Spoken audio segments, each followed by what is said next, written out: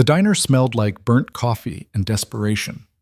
Ria Voss had been kicked before, by life, by circumstance, by men who thought a woman's silence meant weakness.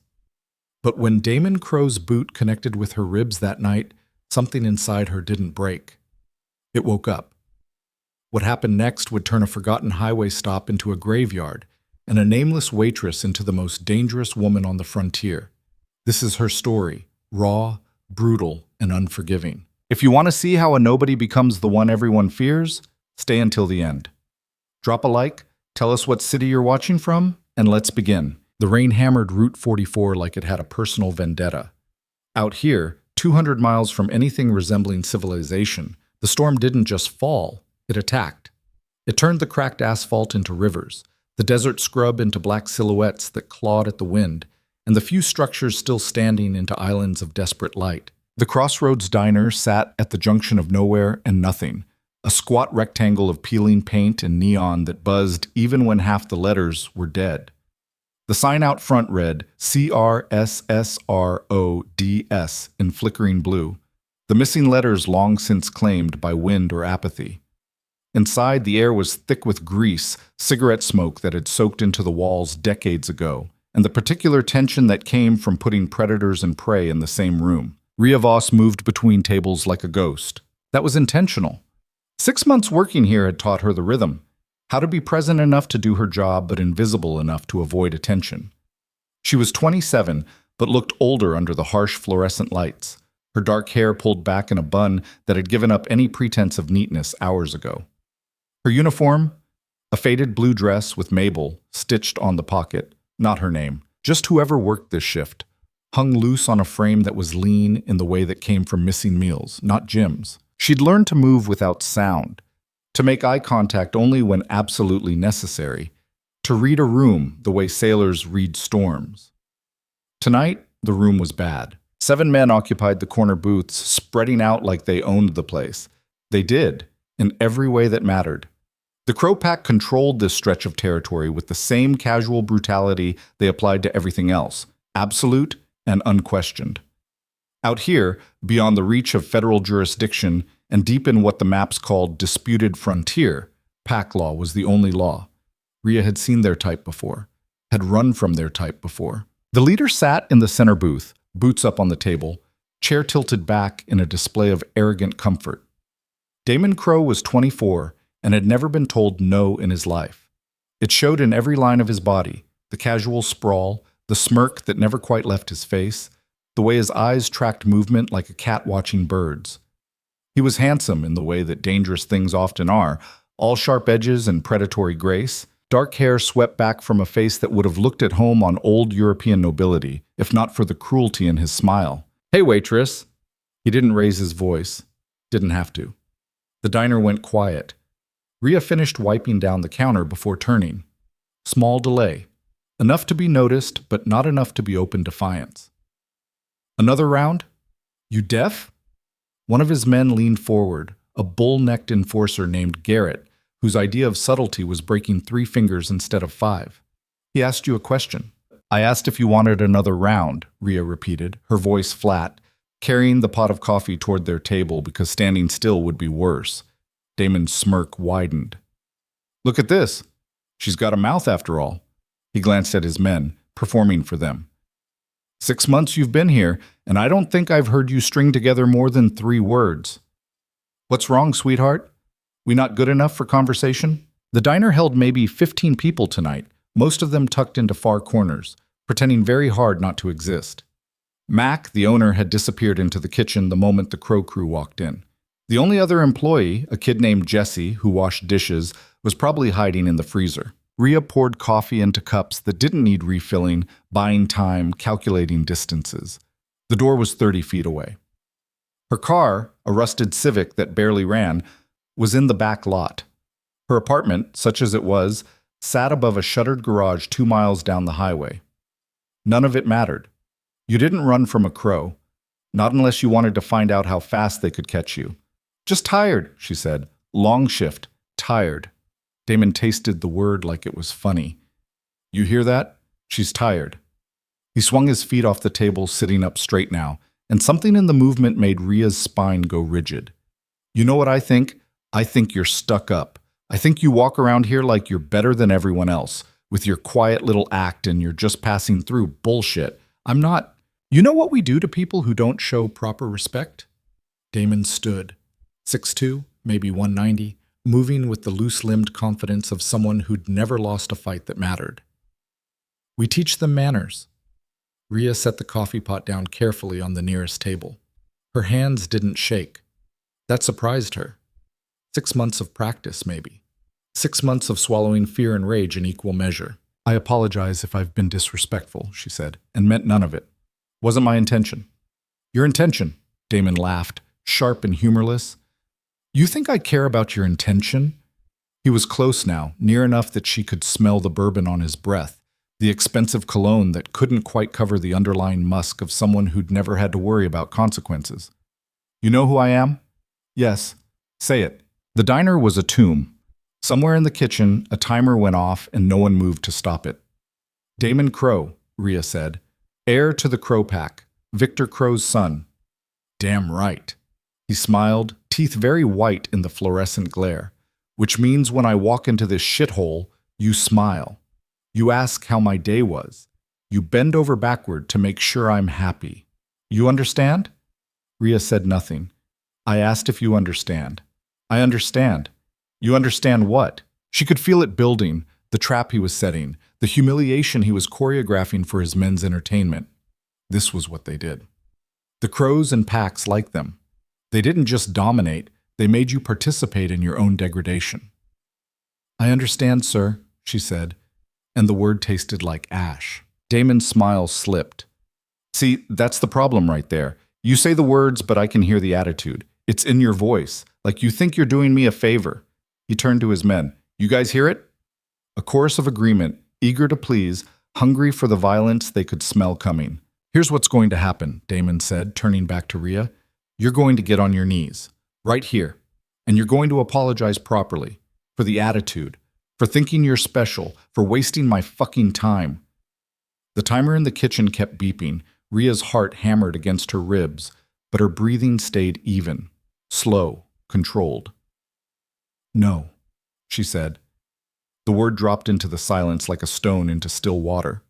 Damon blinked. What? I said no.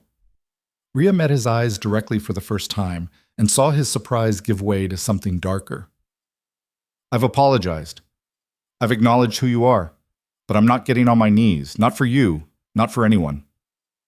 For a moment, nobody moved. The rain hammered the windows. The neon buzzed.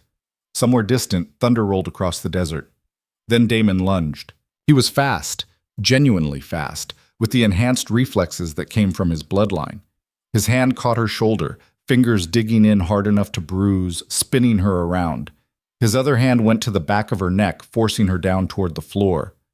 I wasn't asking. Ria's elbow found his solar plexus before he finished the sentence. The strike was precise, economical, backed by muscle memory that ran deeper than thought.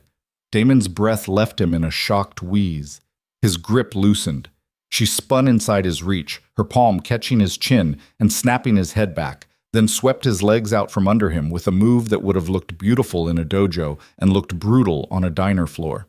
He went down hard, the impact rattling cups on nearby tables.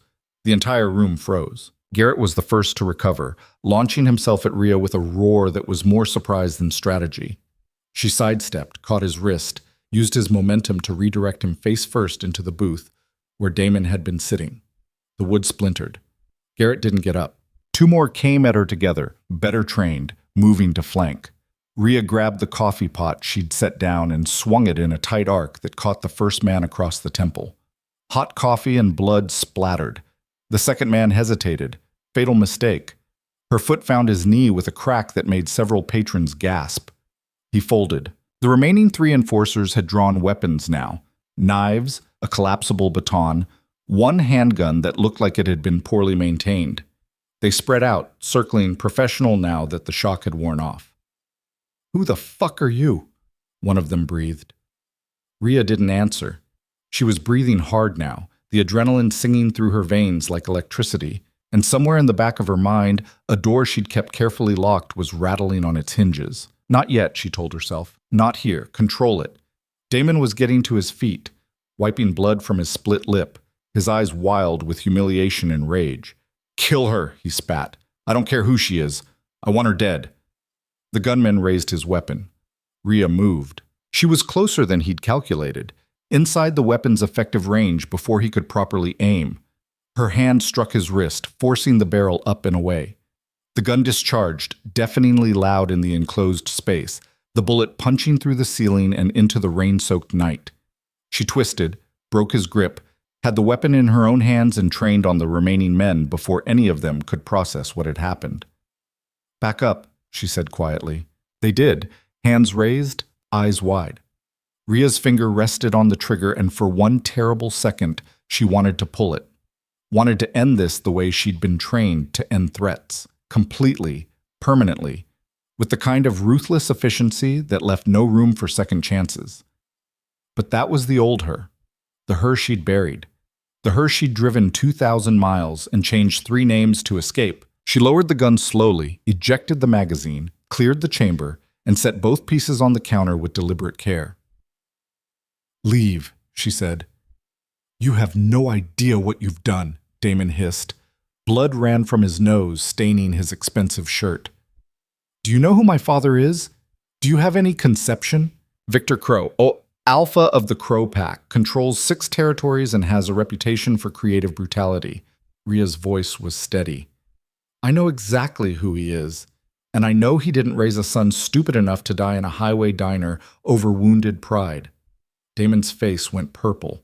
You're going to leave, Rhea interrupted. You're going to take your men, get in your vehicles, and drive away. Because if you stay, one of 2 things happens. Either you try to kill me and discover you can't, which will be embarrassing for you, or you succeed, which will be bad for you. Bad for me? You threatening me? Rhea smiled for the first time, and it was the saddest thing anyone in that diner had ever seen. I'm trying to save your life. Walk away, Damon. Tell your father you ran into someone who used to do this for a living. Tell him the waitress at the crossroads isn't worth the trouble. Tell him whatever you need to tell him, but leave. For a long moment, the only sound was the rain and the labored breathing of injured men. Then headlights swept through the front windows, big, bright, coming fast. 3 vehicles pulled into the lot. 2 black SUVs bracketing a sleek Mercedes that looked criminally out of place in this setting. They parked in formation, precise and military, engines cutting simultaneously. Oh, you stupid girl, Damon whispered, and now there was something like pity in his voice. You have no idea what you've done. Rhea's mouth went dry. The doors opened. 6 men emerged from the SUVs, moving with the kind of coordination that spoke to serious training. They wore dark suits that fit too well to hide the weapons underneath. They didn't look at the diner. They looked at Rhea through the rain-streaked windows, and their eyes were cold.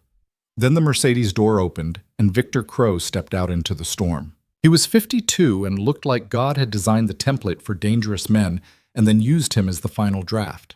Tall, broad-shouldered, with silver threading through dark hair that was swept back from a face that could have been carved from granite.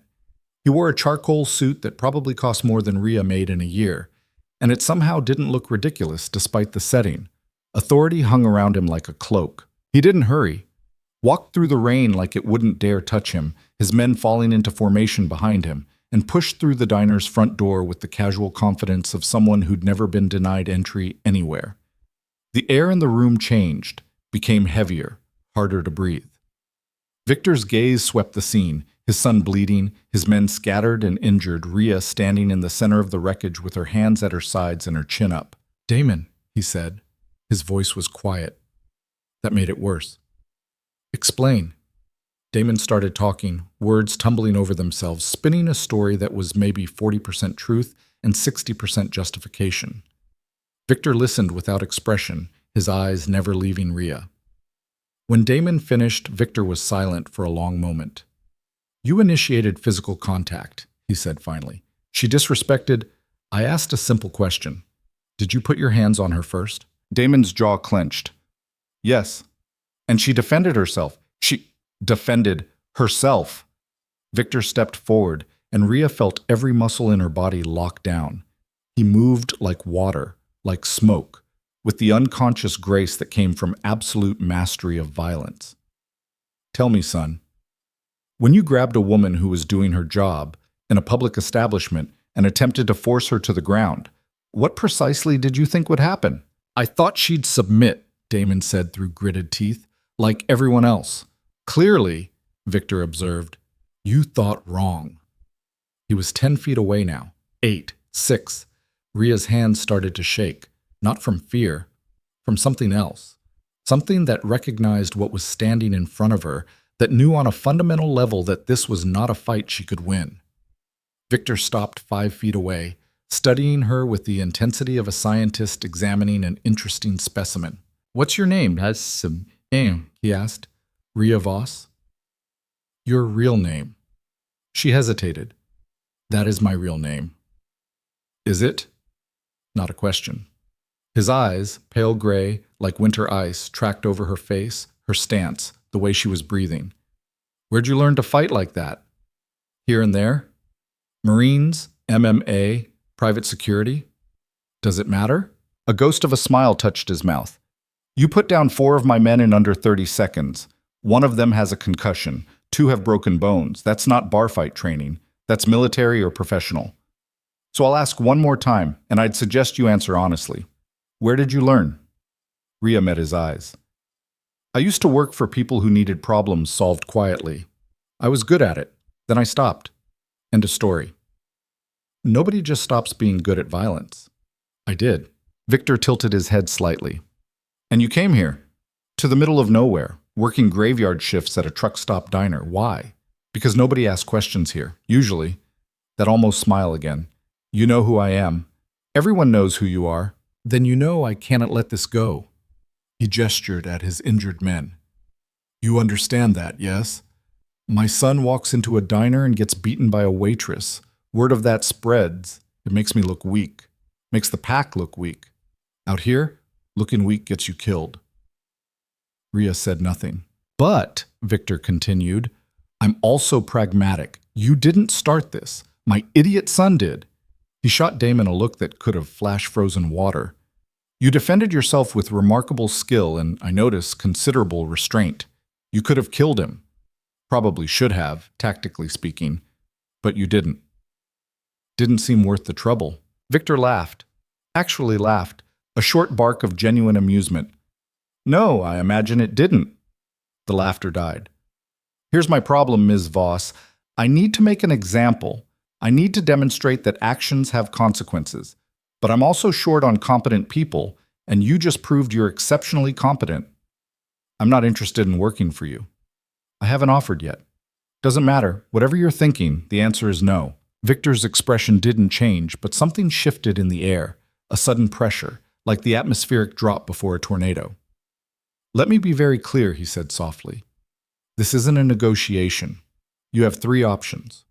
1, you come with me voluntarily, and we have a conversation about your future. 2, you try to run, and my men hunt you down. 3, you try to fight, and we discover whether you're as good as I think you are. Sounds like I only have one real option. Now you're catching on. Ria's mind raced, calculating angles, odds, escape routes. The door was still 30 feet away. Victor's men were positioned to cut off any exit. She might get past them, probably would, if she committed fully. But then what? They'd track her, find her, and next time they wouldn't be offering conversations. Unless. Before I agree to anything, she said slowly, I need to know something. Victor raised an eyebrow. You're bargaining. Call it curiosity. Why me specifically? You've got money, power, connections. Why offer anything to a waitress who just beat up your son? Because, Victor said, in 30 years of running this pack, I've seen maybe 5 people move the way you just moved.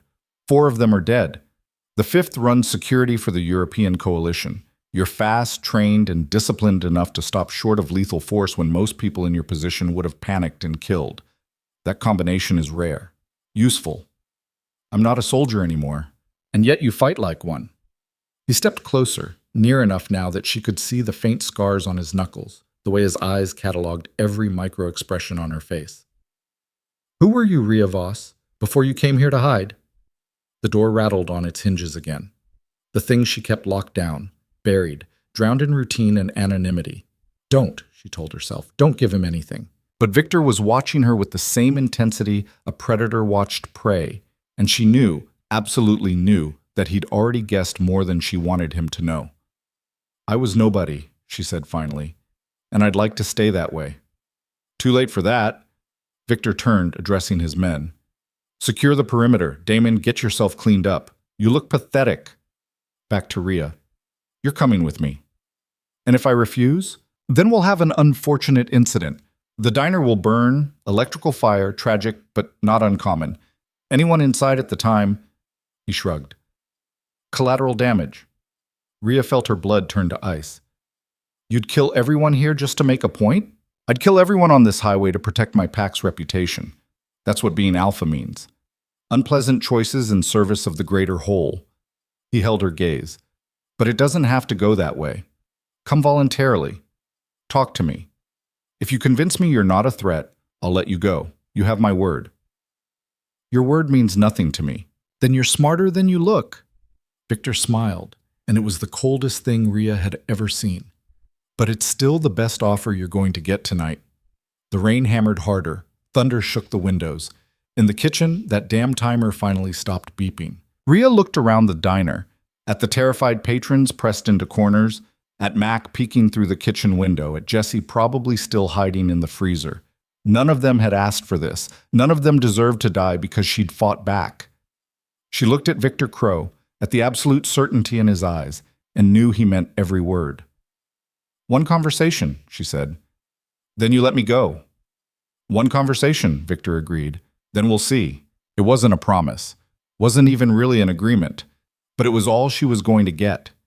Rhea Voss, who'd been running for 3 years, who'd buried her past under 6 layers of false names and manual labor, who'd convinced herself she could disappear into the anonymous masses of America's forgotten places.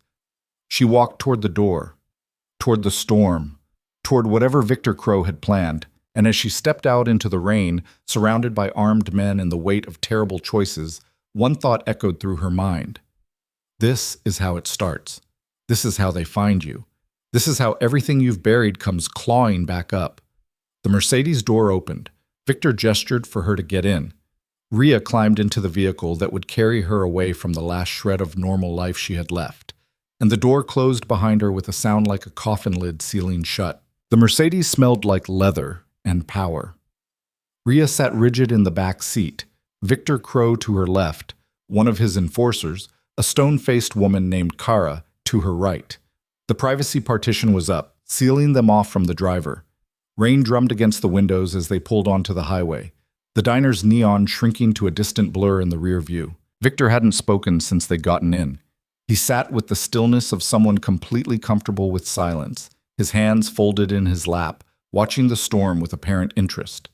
Rhea could feel him waiting, testing her, seeing how long she'd last before the quiet got to her.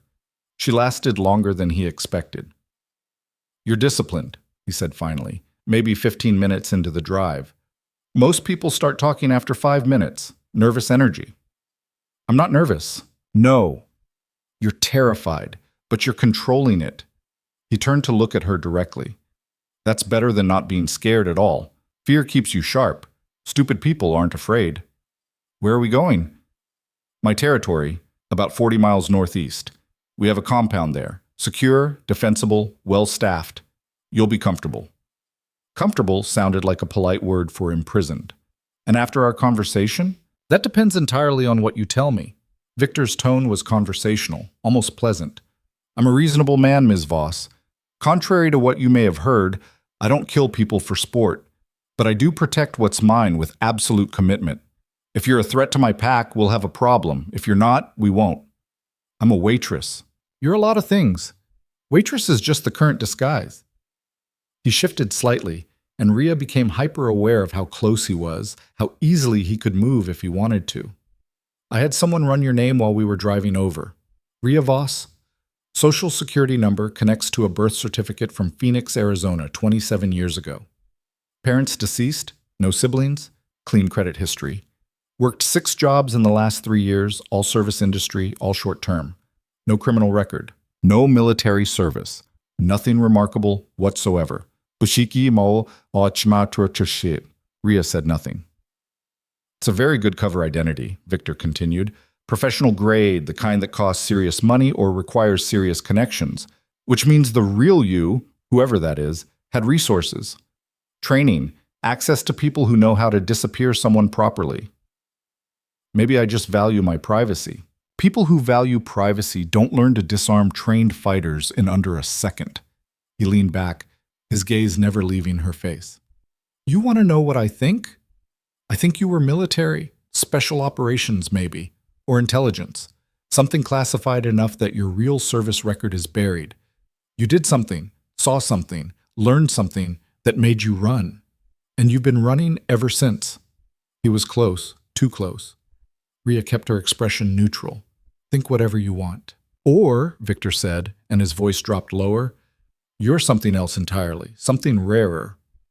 The air in the car changed, became charged with a tension that had nothing to do with the storm outside. There are old bloodlines, Victor continued quietly. Ancient ones, from before the packs consolidated. Most died out centuries ago. Hunted to extinction, absorbed into larger groups, or simply faded from breeding with humans. The crows have records, genealogies going back 500 years, and there's one line in particular that was supposed to be completely extinct. Ria's pulse quickened despite her best efforts to stay calm. The Voss line, Victor said, watching her reaction. Norwegian origin, though they spread through Russia and eventually North America. Known for three things: strategic brilliance, ruthless efficiency, and the ability to take on multiple opponents simultaneously without transforming. They were advisors, assassins, kingmakers, and they were wiped out in 1847 during the territorial wars. Every single member, men, women, children, thorough extermination. Then they're extinct, Ria said carefully. Like you said, that's what the records claim, but records can be wrong. Survivors can hide. Bloodlines can persist in unexpected places. He leaned forward slightly. Show me your left shoulder blade. Excuse me? The Voss line had a genetic marker, a birthmark, distinctive pattern. Left shoulder blade, always. If you're who I think you are, you'll have it. I'm not taking my shirt off. Kara, Victor said. The enforcer moved with frightening speed. Her hand caught Ria's collar, yanking it down into the side before Ria could react. Cool air hit her skin. Victor's eyes went to her exposed shoulder blade, and his expression shifted. Surprise, calculation, something that might have been respect. Well, he said softly. That's unexpected. Ria jerked free, fixing her shirt, her heart hammering. The birthmark was there, had always been there. A pattern of interlocking crescents that her mother had told her was just a quirk of genetics. Meaningless. Apparently not. You're the last one, Victor said, and now there was something like wonder in his voice. The last of the Voss bloodline. Do you have any idea what that means? It means you're going to kill me to tie up a loose end. Kill you?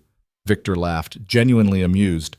Ms. Voss, may I call you by your real family name?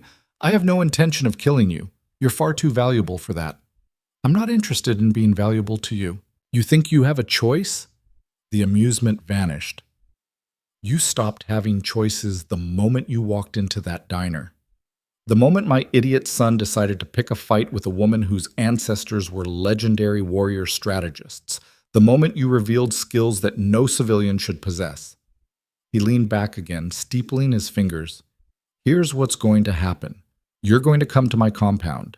You're going to tell me everything. Who trained you, what you've been doing, why you're hiding. And then we're going to have a very serious discussion about your future. And if I refuse, then I'll have Kara break both your legs and carry you in. We'll have the same conversation, but you'll be in considerably more pain. His tone was matter of fact. I'm offering you dignity.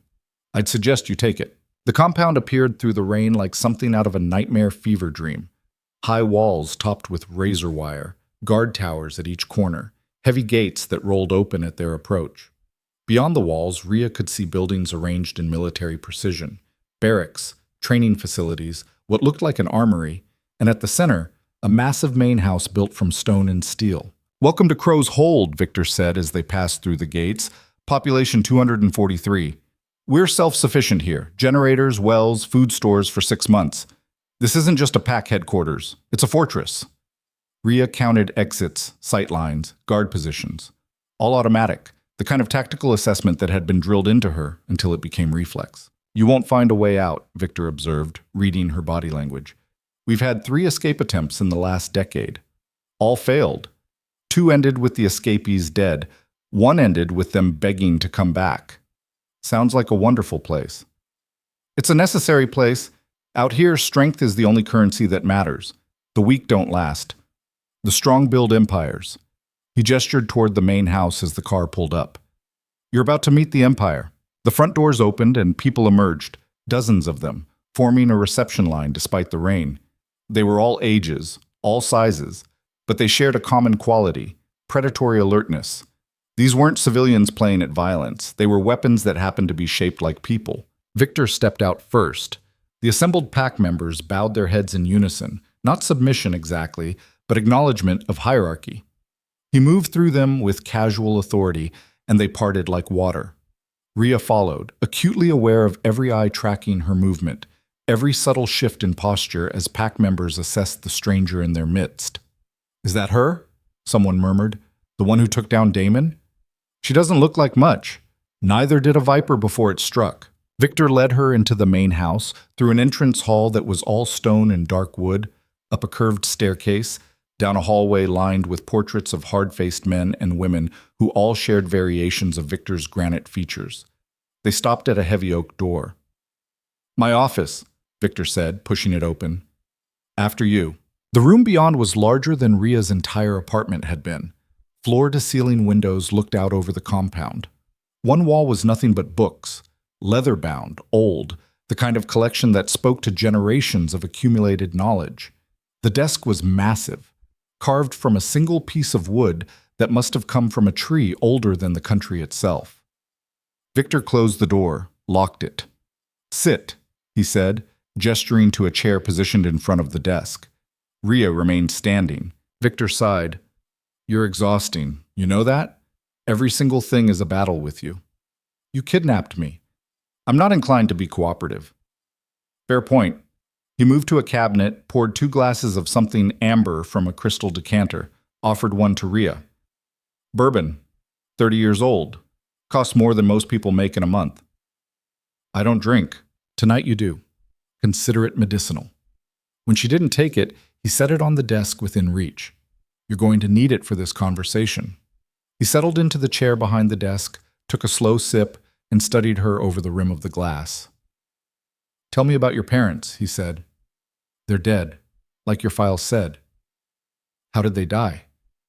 "Car accident. I was 8. "And after that?" "Foster care, bounced around, nothing unusual." Victor's eyes narrowed. "You're lying. Not about them being dead, that much is true. But the rest? Fabrication. You're too well trained for foster care to be the whole story." Rhea said nothing. "Let me tell you what I think happened," Victor continued. "I think your parents died, yes, but not in an accident.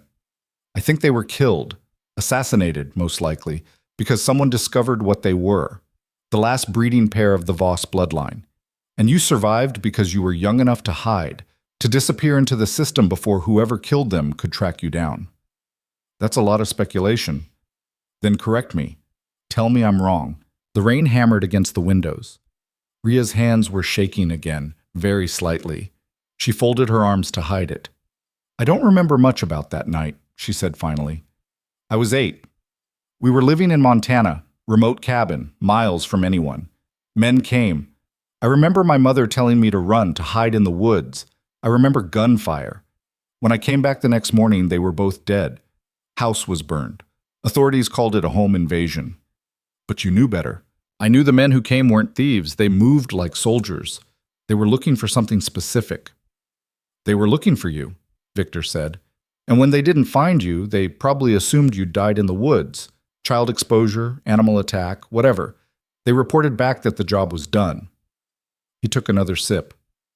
"Who raised you after that?" "I told you, foster care."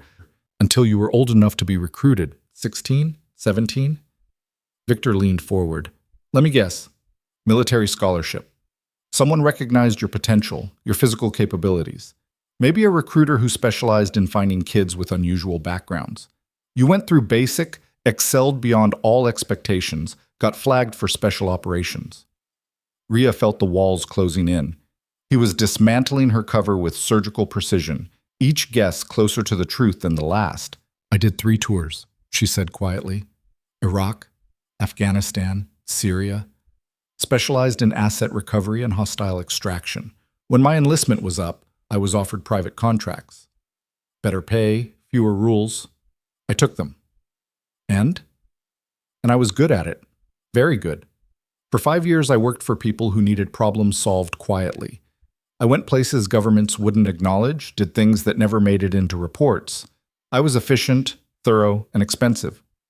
What changed? I realized the people hiring me were worse than the targets I was eliminating, that the problems I was solving were usually just inconvenient human beings who'd gotten in the way of profit margins or political maneuvering. She met his eyes. I walked away, took my savings, created a new identity, and ran. And they let you? Nobody lets anyone do anything in that world. But I made it clear that if they came after me, I'd release every file, every communication, every piece of evidence I'd compiled over 5 years. Mutually assured destruction. They decided I was more trouble than I was worth. Victor nodded slowly. Smart. Dangerous, but smart. And you've been moving ever since. Never staying anywhere long enough to establish patterns. Always service jobs. Always cash-heavy industries where you can disappear into the background. He paused. Until my son decided you looked like an easy target. Your son's an idiot. I'm aware. Victor's expression hardened. But he's my idiot, and what you did to him, however justified, creates a problem for me. I told him to walk away. I know. I've already reviewed security footage from the diner. You showed remarkable restraint. He stood, moving to the windows, looking out over his compound. Here's my situation, Ms. Voss. I run the largest independent pack in the Northwestern Territories. We control trade routes, settle disputes, maintain order in a region where federal law is more suggestion than reality. To do that, I need to project strength, absolute, unquestionable strength. And your son getting beaten by a waitress undermines that. Precisely. Word is already spreading. By tomorrow, every rival pack within 500 miles will know what happened. They'll see it as weakness, an opening. He turned to face her. I need to make a statement. Need to prove that the Crows are still the dominant force in this region. Rhea's stomach tightened. What kind of statement? That depends on you. Victor returned to his desk, settled into his chair. I'm going to offer you something, and you're going to think very carefully before you answer. I'm not killing anyone for you. I'm not asking you to. What I'm asking is that you stay here, temporarily, as my guest. Guest is a generous word for prisoner. Prisoner, guest, the distinction is academic. He waved a hand dismissively. The point is, you stay. You train with my people. You let yourself be seen. And in 2 weeks, at the gathering of regional alphas, you stand beside me as proof that the Crows don't just punish threats. We absorb them. We turn enemies into assets. You want to parade me around like a trophy. I want to demonstrate that a Voss, the last Voss, has chosen to align with the Crows. That's not a trophy. That's a declaration of dominance. Rhea laughed, sharp and bitter. You're insane. I'm not aligning with anyone. You don't have to mean it. You just have to appear to cooperate long enough for me to consolidate my position. After that, we can discuss your freedom. Discuss, not guarantee. Nothing in life is guaranteed, Ms. Voss, but I'm offering you a better deal than you had an hour ago. You were hiding in a diner one step ahead of whatever private security firm you burned when you quit. Here, you're protected, fed, safe from your past. He leaned forward. All I ask is that you play a role for 2 weeks. Is that really so terrible? And if I refuse? Victor's expression went cold. Then I'll spread word that the last Voss is here, unprotected and vulnerable. Every bounty hunter, every rival pack, every government agency that's still looking for the mercenary who went dark 5 years ago, they'll all come. And when they do, I won't lift a finger to help you. The threat hung in the air like a blade. That's blackmail. That's reality. You walked into my territory, beat my son in front of witnesses, and revealed yourself to be the last member of a legendary bloodline. You think you can just walk away from that? The world doesn't work that way. Not out here. Ria's mind raced, looking for angles, options, any way out of the trap that was closing around her. 2 weeks, Victor said. That's all I'm asking. 2 weeks of cooperation, and then we renegotiate. I might even help you disappear properly. Resources you don't currently have access to. New identity, financial backing, relocation somewhere genuinely off-grid. Why would you do that? Because having the last Voss owe me a favor is worth more than keeping you caged. He smiled slightly. I play long games, Ms. Voss. Always have. She wanted to say no. Wanted to fight her way out right now. Consequences be damned. But she'd counted the guards on the way in, assessed the fortifications, calculated the odds. They weren't good. What happens during these 2 weeks, she asked finally. You train, you observe, you learn how a pack operates, and you prove to my people that you're worth the risk I'm taking by not killing you immediately. Your people aren't going to accept an outsider. No, Victor agreed. They're not, which is why you're going to have to earn their respect the hard way. Before Ria could ask what that meant, the office door burst open. A man entered without knocking, mid-40s, built like a tank, with a face that looked like it had lost arguments with several brick walls. We have a problem, he said without preamble. Victor's expression didn't change. Marcus, I'm in a meeting. Damon's talking, telling everyone who'll listen that he's going to kill the girl himself, restore his honor. Marcus's eyes flicked to Ria. He's gathering supporters, young ones mostly, idiots who think this is about pride instead of politics. How many? 12, maybe 15, enough to cause trouble? Victor sighed, rubbing his temples. My son is determined to prove he's an idiot. All right, convene the pack, full assembly, main hall, 30 minutes. I'll address this directly. Marcus nodded and left. Victor stood, adjusting his jacket. Well, looks like your introduction to pack life is happening ahead of schedule. What does that mean? It means you're about to see exactly how we handle internal dissent. He moved toward the door, then paused. A word of advice, Ms. Voss. In the next hour, people are going to say things about you. Ugly things, threatening things. Do not react. Do not engage. Just stand there and let me handle it. Can you do that? I'm not a child. No. But you're prey walking into a den of predators. And if you show weakness, they'll tear you apart just to prove they can. He opened the door. Come. Let's see if the great Voss bloodline is as formidable as the legends claim. The main hall was massive, a converted warehouse with exposed beams 30 feet overhead and enough space to hold several hundred people comfortably. When Ria walked in with Victor, it was already filling up. Pack members poured in from every entrance, taking positions in a loose semicircle around a raised platform at the center. The noise was incredible. Conversations, arguments, the particular buzz of tension that came before violence. Ria felt eyes tracking her from every direction, felt the weight of judgment and hostility pressing down like a physical force. Victor led her to the platform, positioned her slightly behind and to his left. Don't move, he murmured. Don't speak. Just watch. Damon was already there, standing at the front of a group of young pack members who looked barely out of their teens. His face was cleaned up, the blood washed away, but the bruises were already forming, spectacular purples and yellows that would get worse before they got better. He saw Ria, and his expression twisted into something ugly. There she is, he announced loudly, and the hall quieted. The waitress who thinks she's better than the Crow bloodline. The nobody who dared raise her hand to me. Victor stepped forward. Damon, stand down. Stand down? Damon laughed, wild and bitter. Father, she humiliated me. She humiliated this pack. And you bring her here? You let her walk our halls like she belongs? I said stand down. This is not a debate. Everything is a debate. That's what you taught me. Damon gestured to the assembled pack. Look around. Half the people here are wondering why you haven't killed her already. The other half are wondering if you're too old to make hard decisions anymore. A dangerous silence fell. Choose your next words carefully, son, Victor said, his voice dropping to a register that made several pack members step back.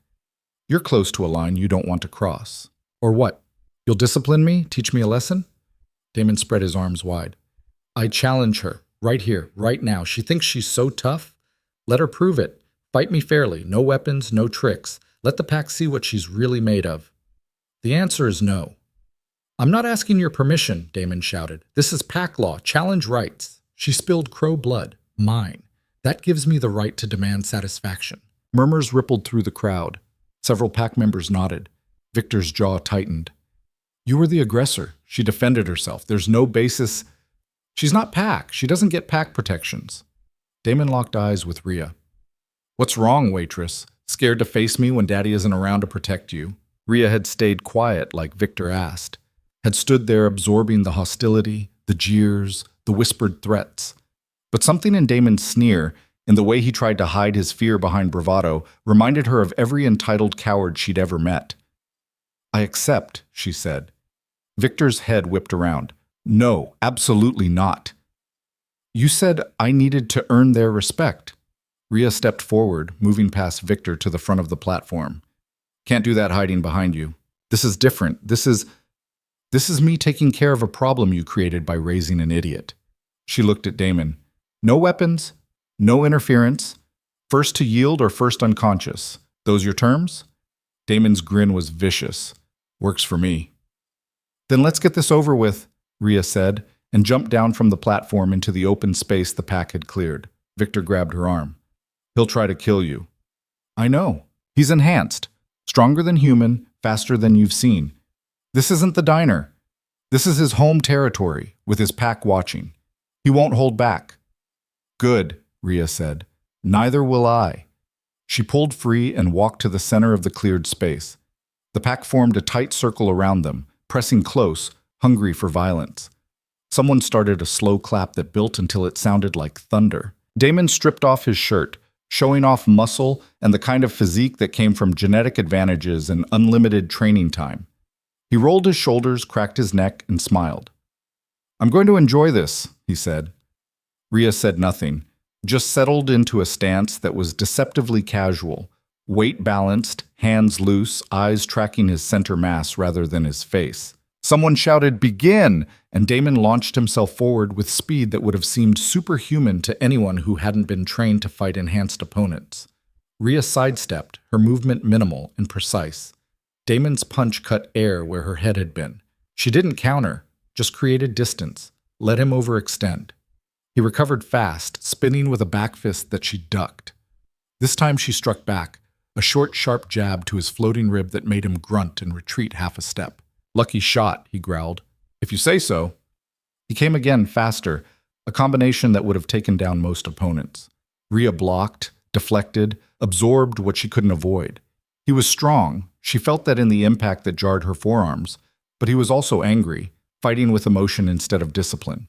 She could work with that. The next exchange was faster. Damon pressed the attack, using his reach advantage, trying to overwhelm her with volume. Rhea gave ground, circling, making him chase. The pack jeered, some at her for retreating, some at Damon for not finishing it. Then she stopped retreating. Damon threw a heavy right cross. Rhea stepped inside it, too close for the punch to have power, and drove her elbow into his solar plexus. Air exploded from his lungs. She followed with a knee to his thigh, not the groin, that would have ended it too quickly, that numbed his leg. He stumbled. She swept him. Damon hit the ground hard, rolled, came up snarling. I'm going to break you. You're going to try. This time when he attacked, there was desperation in it. He wasn't just fighting to win anymore.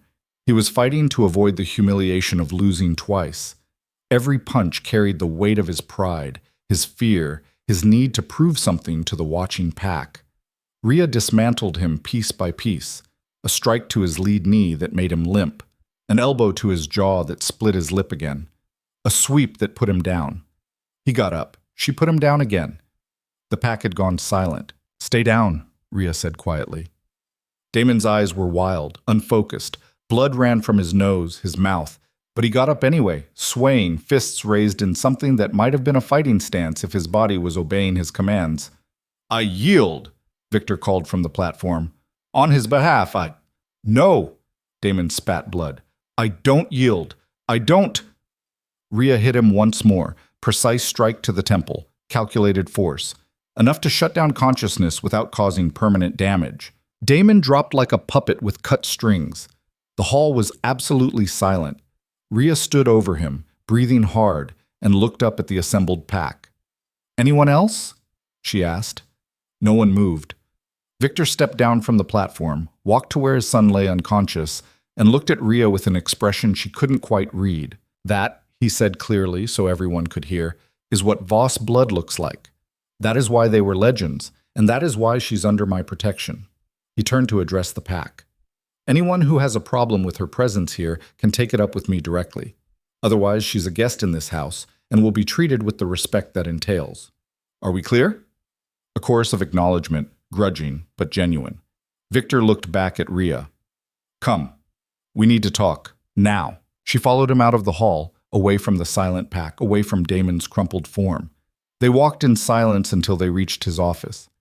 He closed the door, poured himself another drink, downed it in one swallow. "That was supposed to be avoided," he said finally. "He challenged me. I responded. You could have refused, could have let me handle it politically. Could have. Didn't want to." Victor studied her, and for the first time she saw what might have been approval in his eyes. "You held back," he said. "It wasn't a question." "Yes. You could have killed him. Probably should have, tactically. But you pulled the final strike just enough to incapacitate without killing. He's your son. Killing him would have made you my enemy." "Clever." Victor set down his glass. "All right, you've proven you can fight. Now comes the harder part." "What's that?" "Surviving what happens next." He moved to his desk, pressed a button. Somewhere, an alarm sounded, low, urgent. "Because what you just did, beating Damon twice in front of the entire pack, that made you a target for everyone who wants to prove they're stronger than a crow." "I can handle myself." "Against one opponent, yes. Against 3, 5, 10? Victor's expression was grim. "The next few days are going to be brutal, Ms. Voss. People will test you, challenge you, try to break you just to see if they can. And I can't protect you from all of it, not without looking weak myself." "Then don't protect me. Let them come." "You don't understand what you're—" The door burst open again. This time it was Kara, the enforcer from the car, and her face was pale. "Sir, we have a situation. Satellite just picked up convoy movement.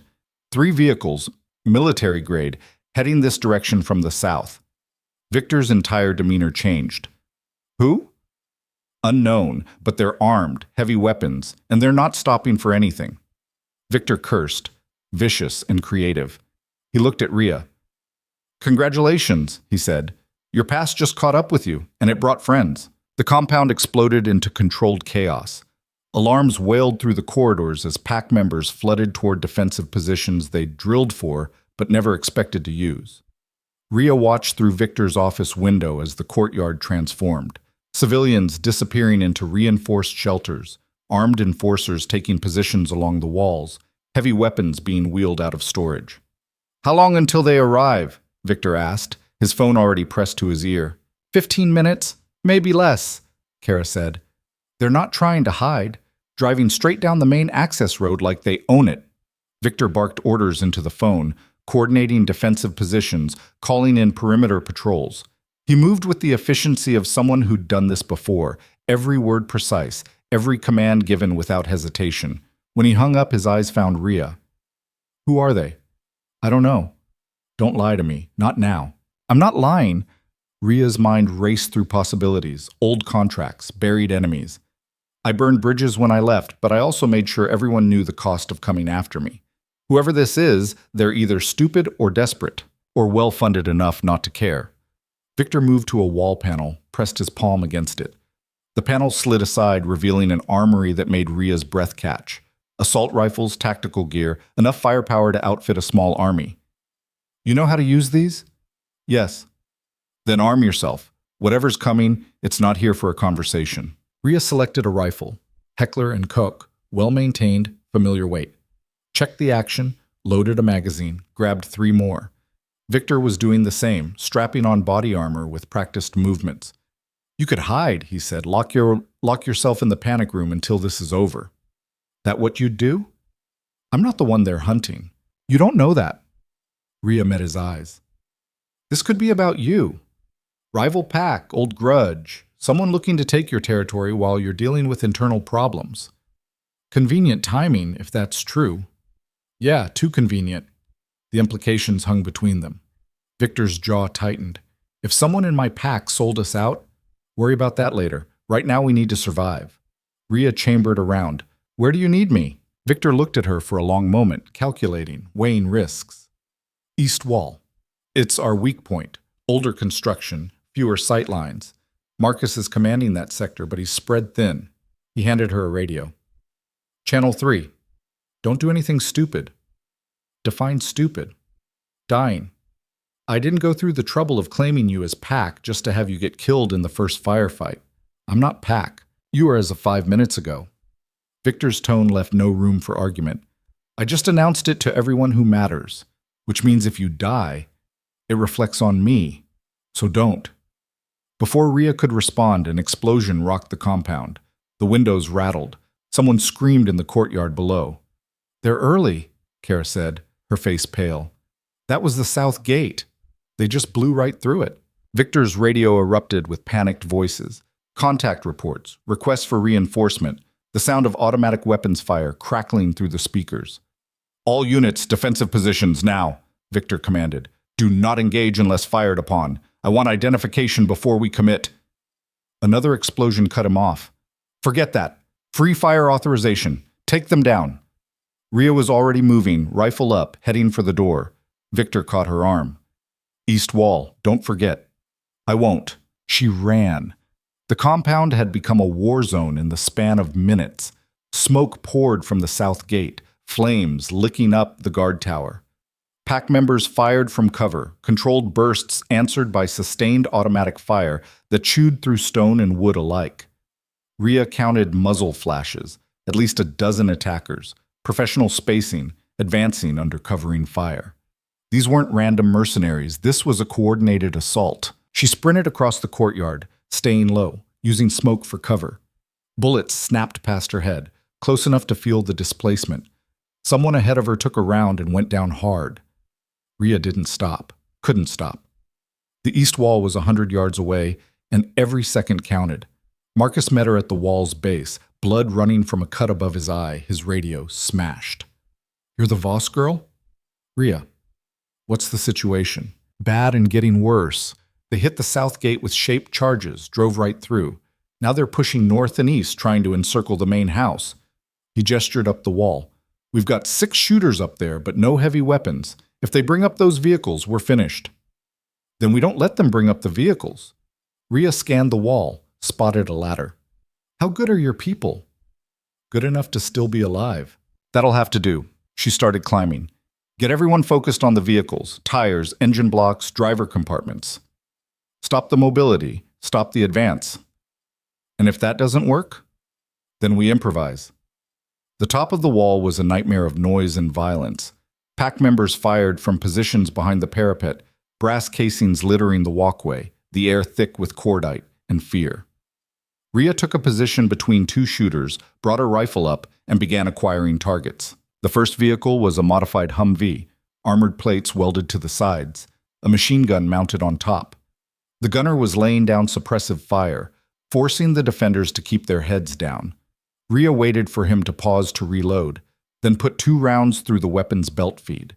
The gun jammed. The gunner ducked down to clear it. She shot him through the shoulder.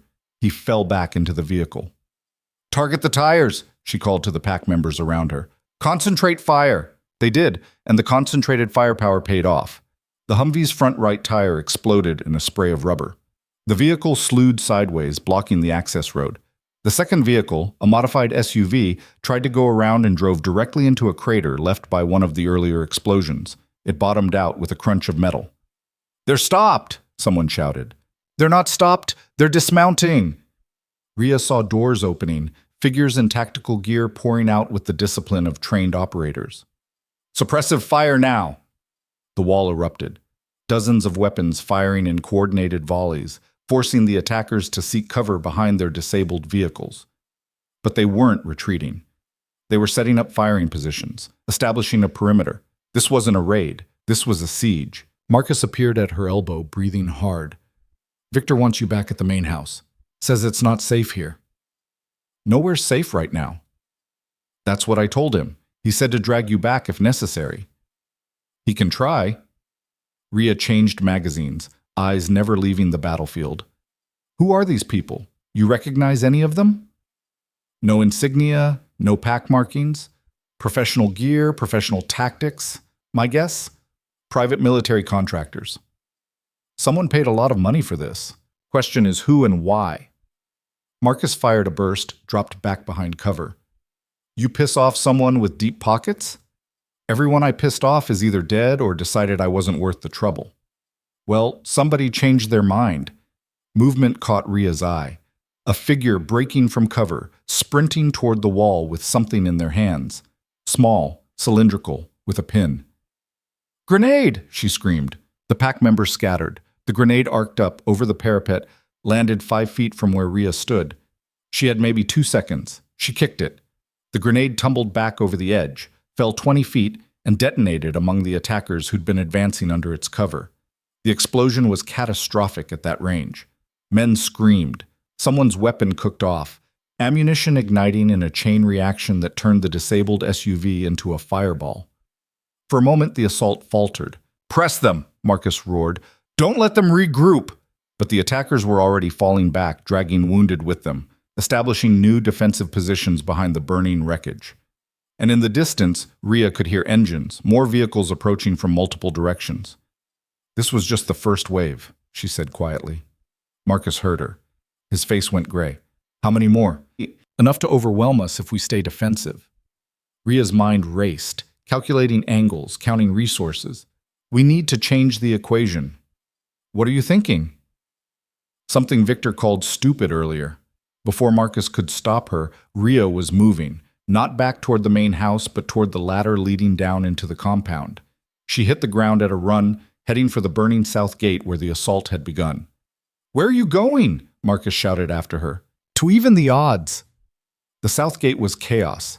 The explosion had torn through the wall, leaving a gap 20 feet wide. Fires burned on both sides. Bodies, both attackers and pack members, littered the ground. And beyond the gap, Rhea could see what she'd suspected.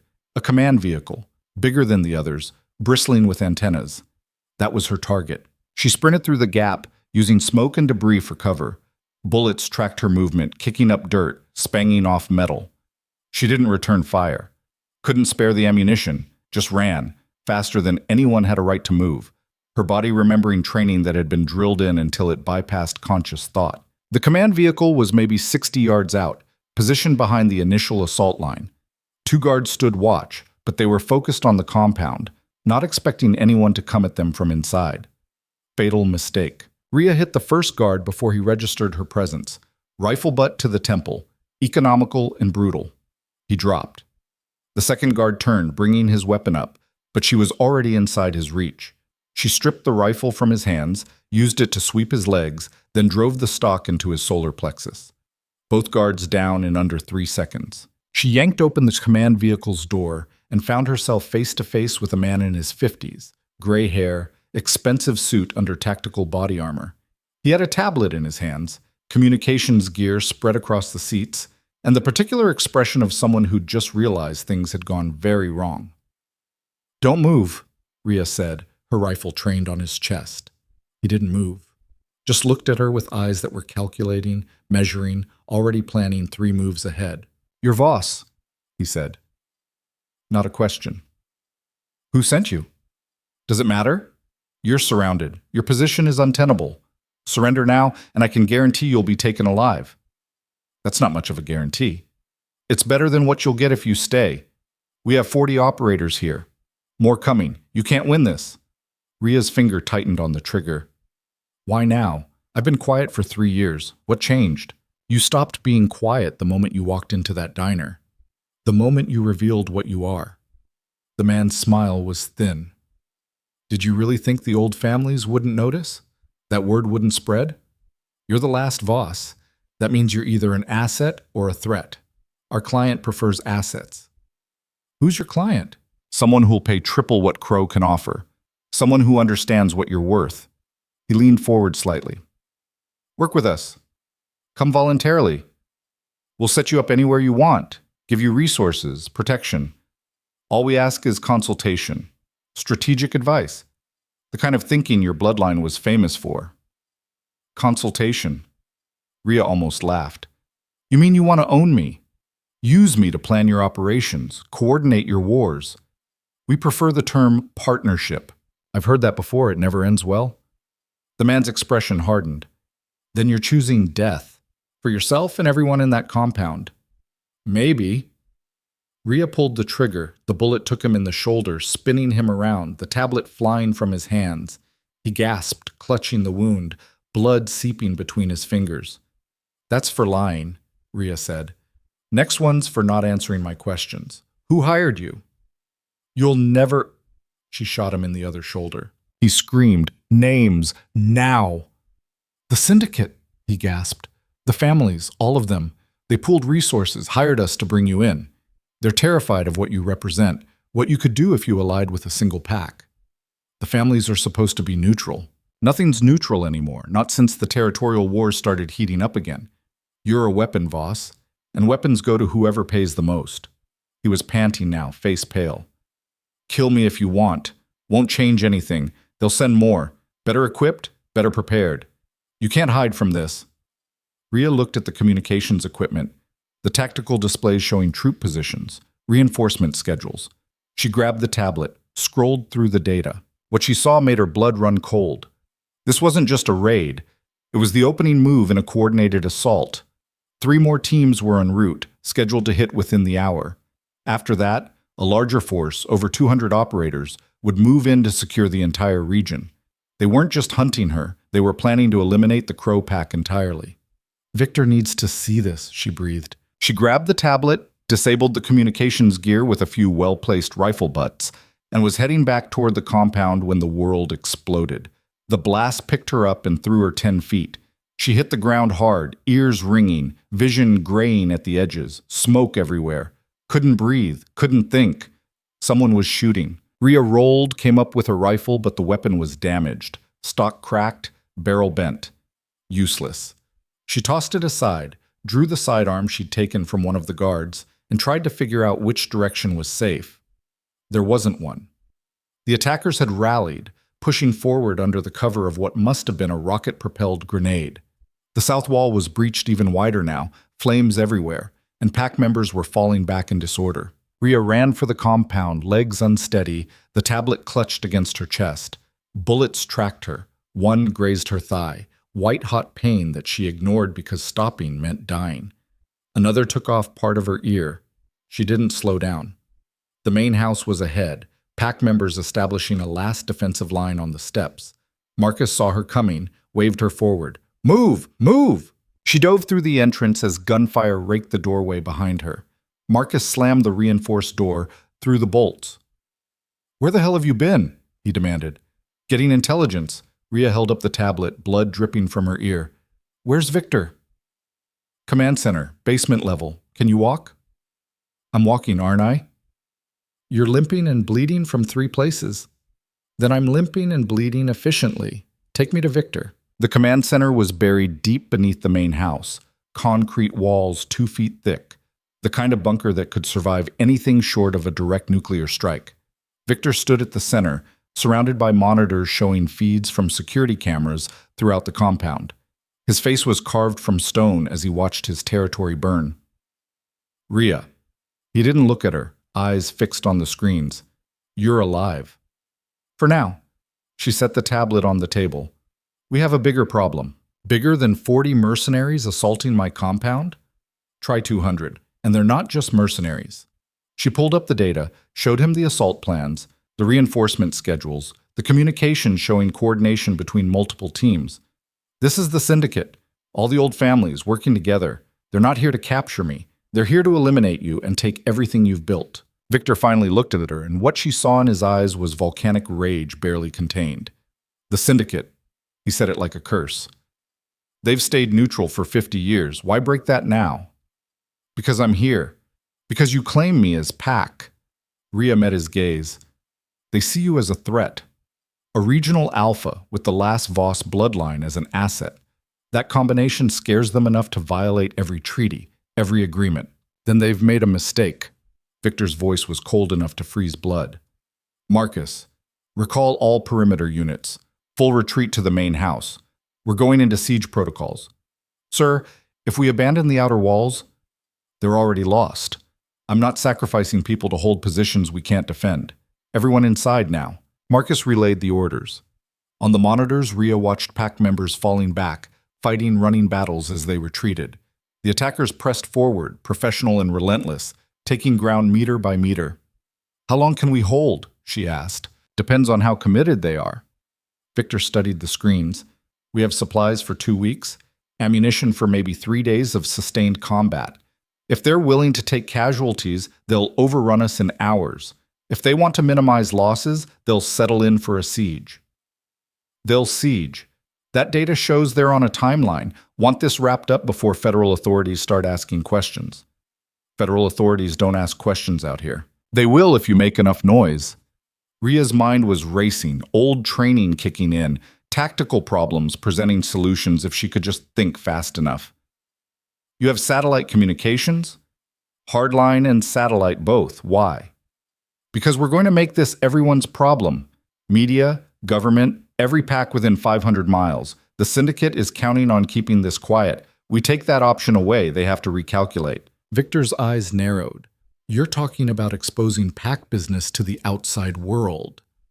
I'm talking about survival. You want to die on principle or live to fight another day? For a long moment, Victor said nothing. Then he nodded sharply. Do it. Marcus, get her access to communications. Full priority. Sir. That's an order. Rhea was already moving to the communications station, fingers flying over keyboards. She pulled up contact lists, news agencies, government oversight boards, started drafting messages that would set off alarm bells everywhere. What are you writing? Victor asked. The truth, that a private military force is conducting an illegal assault on American soil, that civilians are under fire, that this needs immediate federal response. She hit send on the first batch, started composing more. Won't bring help immediately, but it'll put pressure on the syndicate to back off before this turns into a public relations nightmare. An explosion rocked the compound, closer this time. Screens flickered. They're at the inner perimeter, Marcus reported, moving on the main house from 3 sides. Victor pulled up tactical overlays, counting forces, calculating odds. His expression grew darker with each passing second. We can't hold, he said finally. Not against this many. Even if we kill 3 for everyone they take, the math doesn't work. Then we change the math. Rhea finished sending messages, turned to face him. You said you're short on competent people, that you need every advantage, so use me. You're one person. I'm a Voss, and if the legends are even half true, that means I'm worth 10 of them. She met his eyes. Give me a team, small, fast, experienced. I'll take the fight to them while they're focused on the main house. That's suicide. It's asymmetric warfare. They're expecting a conventional defense. Give them an unconventional attack instead. With what objective? Take out their leadership, scatter their coordination, force them to fight as individuals instead of a cohesive unit.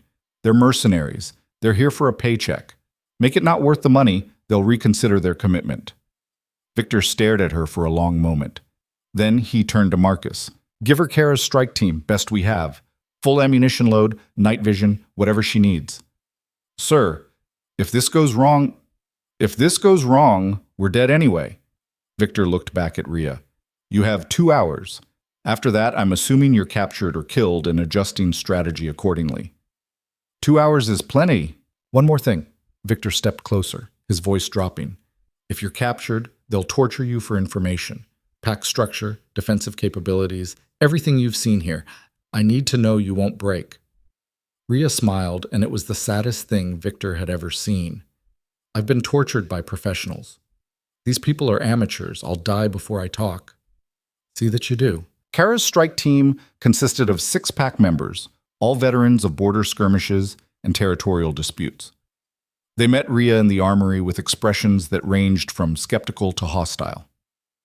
This is the Voss, one of them said, a woman in her 30s with scars crisscrossing her face. She doesn't look like much. Neither did a grenade until I kicked it back at the people who threw it, Rhea replied. You have a problem following my lead. Speak now. I have a problem trusting outsiders. Good. So do I. But right now, we're all each other has. Rhea moved to the weapons rack, selected gear with the precision of someone who'd done this 1,000 times. Our objective is simple: cause maximum chaos with minimum exposure. We hit their support elements, ammunition stores, medical stations, command infrastructure. Make them think there are more of us than there are. Guerrilla tactics, Kara said, nodding slowly. Classic force multiplication. Exactly. They're expecting a defensive siege. We're giving them Vietnam. Rhea checked her weapon, loaded up on magazines. Rules of engagement. No unnecessary risks, no heroics, no one gets left behind. We move fast, hit hard, and disappear before they can coordinate a response. Questions? Yeah, the scarred woman said. You ever done this before? It. More times than I can count, usually on the other side. Rhea met her eyes. I know how they think, how they operate, what they're afraid of, and I'm going to use that to tear them apart. The woman smiled for the first time. All right then, I'm in. The others nodded agreement. Good. Rhea pulled on night vision goggles, adjusted the fit. We leave in 5 minutes. Get ready to earn your reputation. They moved out through a service tunnel that opened half a mile from the main compound, emerging into darkness and smoke. The assault on the main house was in full swing, tracers cutting through the night, explosions lighting up the sky. The attackers had concentrated their forces, leaving their rear elements exposed. Exactly what Rhea had counted on. First target, she whispered, pointing to a cluster of vehicles being used as a mobile command post. Kara, take 2 and circle left. I'll go right with the rest. On my mark, we hit them simultaneously from both sides. They split up, moving through the darkness like ghosts. Rhea counted seconds, watching the guards, timing their patrol patterns. When the moment was right, she keyed her radio. Mark? Both teams opened fire at once, catching the command post in a crossfire. Guards dropped before they could return fire. Rhea sprinted forward, threw a thermite grenade into the nearest vehicle, watched it begin to melt from the inside out. Kara's team was doing the same on the other side, systematic destruction of everything that looked important. Fall back, Rhea called. They melted into the darkness as enemy reinforcements arrived, firing at shadows and ghosts. By the time the attackers figured out what had happened, Rhea's team was already repositioning for the next strike. Over the next hour, they hit 3 more positions: a medical station, an ammunition depot, and a communication relay. Each strike was quick, brutal, and disorienting. The attackers started pulling back forces from the main assault to protect their rear, exactly as Rhea had intended. It's working, Kara said as they regrouped in a drainage culvert. They're confused, off balance. Good. 1 more target, then we return to the compound. Rhea checked her ammunition. Running low. They all were. There's a fuel truck about 200 yards east. We take that out, we cut their mobility, and give them a reason to reconsider this whole operation. That truck is probably guarded by a platoon at this point, the scarred woman said. They're not stupid. No. But they are predictable. Rhea smiled. Which is why we're not going to fight them. We're going to make them fight each other. 20 minutes later, Rhea was in position overlooking the fuel truck. True to prediction, it was heavily guarded. At least 15 operators in defensive positions around it. Too many to fight directly. But she wasn't planning to fight. She'd taken a radio off one of the dead mercenaries during an earlier strike. Now she keyed it to their frequency and spoke in a panicked voice. Command, this is Delta 6. We've got hostile movement, lots of them, coming from the south. Looks like a major counterattack. Confusion on the radio. Voices demanding clarification. I repeat, major counterattack inbound. We need reinforcements at the south perimeter now. She watched half the guards peel off, running toward the imaginary threat. Perfect. Kara, you're up. Kara's sniper rifle cracked once. The fuel truck's tank ruptured. Diesel poured out, spreading across the ground. Rhea fired a tracer round. The fuel ignited with a whoosh that turned night into day.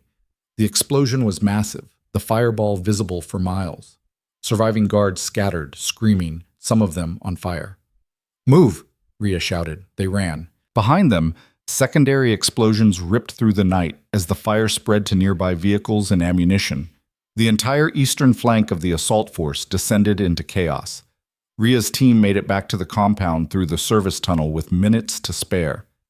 They emerged in the command center to find Victor watching the monitors with an expression of grim satisfaction. "You just cost them 10 vehicles and at least 30 operators," he said.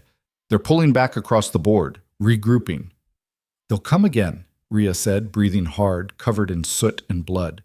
"But they'll be more cautious, more expensive, and someone's going to start asking if this contract is worth the casualties. The messages you sent went out. I'm already getting responses from federal oversight, media inquiries, neighboring packs demanding explanations." Victor turned to face her. "You've turned this from a quiet elimination into a very public incident. The syndicate is going to be furious." "Good. Let them be furious from a distance." An alarm shrieked, different from the others, higher pitched, more urgent. "What is that?" Ria asked. Victor's face went pale. "That's the inner sanctum alarm. Someone's inside the main house, past all our defenses." He pulled up camera feeds, cycling through views. "How is that possible?" Then Ria saw him on the screen. Damon. He was in the main house, surrounded by pack members, but none of them were stopping him. Some were even helping him, handing him weapons, moving with him toward the command center. "No," Victor breathed. "He wouldn't." "He absolutely would," Ria said. "He's humiliated, desperate, and stupid. Perfect combination for a traitor." On the screen, Damon reached the command center door. He looked directly into the camera and smiled. Then he keyed the radio frequency everyone was monitoring. "I'm opening the door," he said. "Come get her. She's all yours." The door began to open. The command center door swung open and Damon stood there, flanked by 6 pack members who wouldn't meet Victor's eyes. He held a pistol in one hand, pointed at the floor, but the threat was implicit. Behind him, Ria could hear boots on stairs, heavy, military, coming fast. "You traitorous piece of shit," Victor said, his voice so quiet it was terrifying. Damon flinched but held his ground. "I'm saving this pack, something you're apparently too blind to do. By selling us out to the syndicate? By removing the cancer that brought them here in the first place." Damon's eyes found Ria. "Her, she's the problem. Always has been. You hand her over, they leave. The pack survives. It's simple math, Father." "Simple." Victor took a step forward. Marcus and Kara moved to flank him, weapons raised. "You think the syndicate keeps their word? You think they'll just take her and walk away? They gave me guarantees. They gave you lies." Ria's voice cut through the tension. "You're not saving anyone. You're just making their job easier." Damon's face twisted. "Shut up. You don't get to talk. You're the reason my father's lost his mind, the reason we're under siege, the reason you keep getting humiliated," Ria interrupted. "That's not my fault. That's yours. You picked a fight you couldn't win, twice, and now you're throwing a tantrum instead of taking responsibility." "I said shut up!" Damon raised the pistol, pointing it directly at her. Victor moved faster than Ria would have thought possible for a man his age. He crossed the distance between them in a blur, his hand closing around Damon's wrist, twisting. The pistol clattered to the floor. Damon gasped, tried to pull free, but Victor's grip was iron. "You're my son," Victor said, and there was genuine pain in his voice. "I raised you, trained you, gave you everything, and this is how you repay me? You chose her over me," Damon spat. "Your own blood. You brought her into our home, gave her status, and humiliated me in front of the entire pack. I gave you opportunities to prove yourself. You failed. That's not on me. That's not on her. That's on you." The boots on the stairs were getting closer. Ria counted. At least 8, maybe 10. Heavily armed, if the weight of their steps was any indication. "We don't have time for family therapy," she said. "They're coming." Victor released Damon with a shove that sent him stumbling backward. "Marcus, secure him. Kara, defensive positions. Everyone else—" The first mercenary appeared in the doorway, rifle up, professional stance. He took in the scene, calculated odds, and made the smart choice. He fired. The bullet caught Marcus in the chest. Body armor took most of it, but the impact drove him back, gasping. Kara returned fire, 3-round burst that took the mercenary in the throat. He went down gurgling. Then the stairwell exploded with gunfire. Ria dove behind a console as bullets tore through the air where she'd been standing. The command center became a killing box, too small for the violence erupting inside it. Pack members fired from cover, But the mercenaries had superior positions on the stairs, better angles, and the discipline to make every shot count. "We can't hold this position," Kara shouted over the gunfire. "Fall back," Victor ordered. "Secondary bunker, through the maintenance tunnel." But the pack members who'd come in with Damon, his co-conspirators, were blocking that route, armed and ready. "We're trapped," someone said, voice cracking with panic. Ria's mind raced. The room had one entrance, currently filled with mercenaries, one exit, blocked by traitors. Windows were small, reinforced, 40 feet underground. No good options, unless she made one. "Cover me," she said. "Cover you for what?" Victor demanded. Ria didn't answer. She sprinted across the open floor, drawing fire, using her momentum to slide feet first into the pile of weapons and gear they discarded after the raid. Her hands found what she was looking for, the thermite grenades she'd taken off the mercenaries earlier. "Everyone back!" she screamed. "As far as you can get!" She pulled the pins on 2 grenades and threw them at the ceiling above the stairwell entrance. Thermite burned at over 4,000 degrees. The grenades punched through reinforced concrete like it was paper, melting support beams, causing a section of ceiling to collapse. Tons of rubble crashed down, sealing the stairwell completely. The mercenaries' gunfire cut off abruptly, replaced by screaming and the groan of stressed metal. The command center filled with smoke and dust. Ria coughed, eyes watering, trying to see through the haze. "Did you just bury us alive?" someone shouted. "Bought us time," Ria corrected. "They'll dig through eventually, but it'll take hours. And we'll suffocate before then." "The ventilation system is still running." Victor was already at a console, pulling up schematics. "But she's right. We can't stay here. The maintenance tunnel is our only option." He turned to face Damon's supporters, and his expression was carved from granite. "Last chance," he said quietly. "Stand down, drop your weapons, and face judgment later. Or die right now. Choose." The six-pack members looked at each other. One of them, a young man barely into his 20s, lowered his rifle slowly. "I'm sorry, sir. Damon said he told us you were compromised, that you'd lost sight of the pack's interests." "Damon is a liar and a traitor," Victor said. "But you're young and stupid, which means there's hope for you yet. Drop the weapons. Now." They did. All except one. A woman in her 40s who'd been part of the pack since before Damon was born. She kept her rifle up, pointed at Victor. "He's right about one thing," she said. "She brought death to our door. The syndicate wouldn't be here if not for her. You know that's true." "What I know," Victor said, "is that the syndicate has been looking for an excuse to move on us for years. She's just the catalyst. If it wasn't her, it would have been something else, a trade dispute, a territorial conflict, a perceived slight. This was always coming. Then we should have prepared. Instead, you brought in an outsider, Kara shot her. The woman dropped without a sound, a neat hole in her forehead. Kara lowered her weapon, face expressionless. "We're done debating," she said flatly. "Anyone else want to discuss pack politics?" No one moved. "Good." Victor stepped over the body without looking at it. "Maintenance tunnel is through that panel. Move." They went single file through a passage barely wide enough for one person, emergency lights casting everything in red. Ria could hear muffled explosions above. The mercenaries trying to dig through the collapse. They had minutes at best. The tunnel opened into a secondary bunker, smaller than the command center but still defensible. Victor sealed the entrance behind them, entered a code that activated automated defenses. "This was built during the territorial wars," he explained, "designed to hold against sustained assault. We have supplies for 3 days, ammunition for considerably longer." "And then what?" Damon asked from where Marcus had him restrained. "You can't win this, Father. Even if you survive the siege, the syndicate will keep coming. They'll never stop. Not while she's alive." Victor crossed the room in 3 strides and backhanded his son hard enough to split his lip. "You don't get to speak," he said. "You gave up that right when you betrayed your pack." "I was trying to say," Victor hit him again. "I said you don't get to speak." Ria moved to a monitor, pulled up external cameras. What she saw made her stomach sink. The compound was being systematically destroyed. Buildings burned. Walls crumbled under sustained fire. And more mercenaries kept arriving, pouring through the breached gates in waves. "They're not pulling back," she said quietly. "Why would they?" Victor joined her at the monitor. "Damon told them where we are. They know we're cornered. This is endgame for them." "How many people are still out there?" Pack members who didn't make it to the bunkers? Victor's jaw tightened. 60, maybe 70, scattered throughout the compound, holding defensive positions.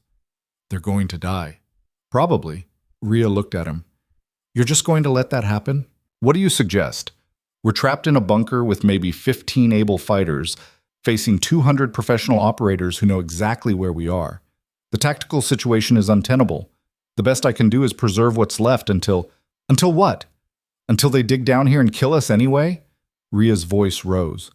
Those people out there are dying because of decisions we made. You don't get to just write them off.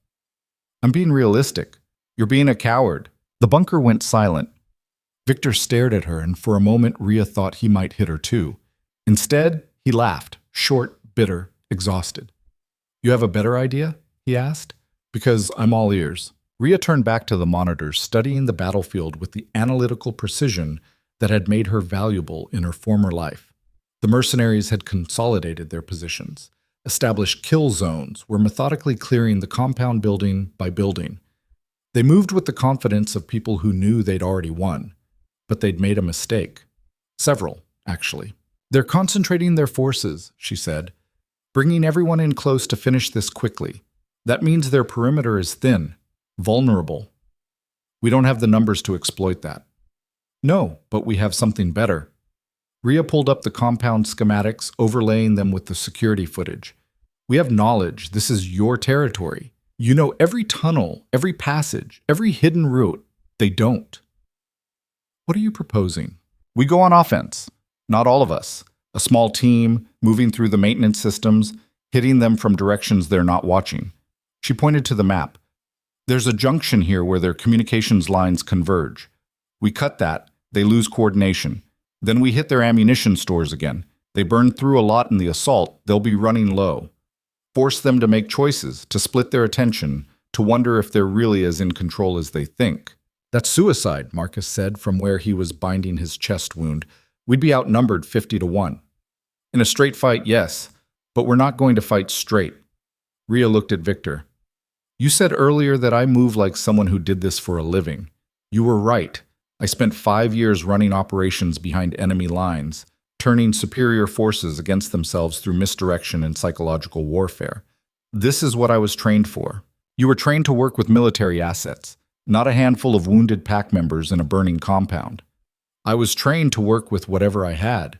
Sometimes that was a platoon, sometimes it was 3 guys and a truck full of stolen explosives. She met his eyes. I can do this, but I need you to trust me. Victor studied her for a long moment.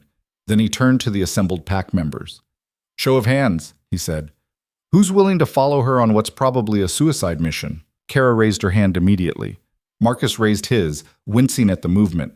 One by one, the others followed. Even the young pack members who'd sided with Damon, shame and determination written across their faces. Looks like you have your team, Victor said. What about you? I'm staying here. Someone needs to coordinate the scattered defenders, and someone needs to make sure Damon doesn't cause any more damage. He moved to an arms locker, started distributing weapons. You have 2 hours. After that, I'm assuming you're captured or dead, and I'm initiating evacuation protocols. What evacuation protocols? We're surrounded. There are tunnels even deeper than this, leading miles outside the compound. If it comes to it, I'll get the survivors out and rebuild somewhere else. He handed Rhea a tactical radio. But I'd prefer not to abandon my home, so make those 2 hours count. They moved through the maintenance tunnels like rats through a sinking ship, cramped, dark, navigating by emergency lighting and memory. Rhea led with Kara at her side, Marcus bringing up the rear despite his injury. The pack members between them were silent, focused, every creak and groan of the settling structure making them flinch. First target is 300 meters ahead, Rhea whispered, studying a schematic on her stolen tablet. Communications junction in a sublevel beneath the old barracks. Should be lightly guarded. They won't expect anyone to come from below. And if they do? One of the younger pack members asked. Then we adapt. Rhea checked her weapon. Rule 1 of asymmetric warfare. The plan is a starting point, not gospel. Things will go wrong. When they do, stay calm and follow my lead. They reached the junction access point, a maintenance hatch sealed with a simple lock. Kara picked it in under 30 seconds, eased the hatch open, peered through. Empty, she reported. But I hear movement above. Sounds like maybe 2, 3 people. Perfect. Rhea climbed through, helped the others up. They were in a utility room, pipes and conduits running everywhere, the hum of electrical equipment covering the sound of their movement. Above them, footsteps and voices. Don't know why we're babysitting cables. Everyone else gets to be where the action is. Because someone has to maintain communications, genius. You want to be the one who tells the commander we lost contact with half the teams? Rhea gestured to Kara. They moved together, silent, ascending a metal staircase to the room above. 2 mercenaries stood with their backs to the door, one monitoring equipment, the other scrolling through a phone out of boredom. Rhea and Kara struck simultaneously. The mercenaries dropped before they could cry out. Set charges on the main trunk lines, Rhea ordered, already pulling explosives from her pack. Timers, not remote detonation. I want them to go off in sequence, make them think it's a cascading failure rather than sabotage. They worked quickly, placing charges at critical junctions. When they finished, Rhea checked her watch. Timer set for 10 minutes. That should put us clear before they realize what happened. She keyed her radio. Victor, we've tagged the communications hub. Charges are live. Understood, Victor's voice crackled back. Scattered defenders report mercenary patrols are tightening their search patterns. Whatever you're going to do next, do it fast. The charges went off exactly on schedule. From their position in a drainage culvert 200 yards away, Rhea watched the communications building belch smoke and sparks. Lights flickered throughout the compound. The organized movement of mercenary units dissolved into confusion as commanders lost contact with their teams. It's working, Marcus breathed. First step, Rhea corrected. Now comes the hard part. The ammunition depot was heavily guarded. She had expected that. What she hadn't expected was to find it already under attack by pack members who'd survived the initial assault. They'd holed up in an adjacent building and were conducting sporadic raids, trying to deny the mercenaries access to their own supplies.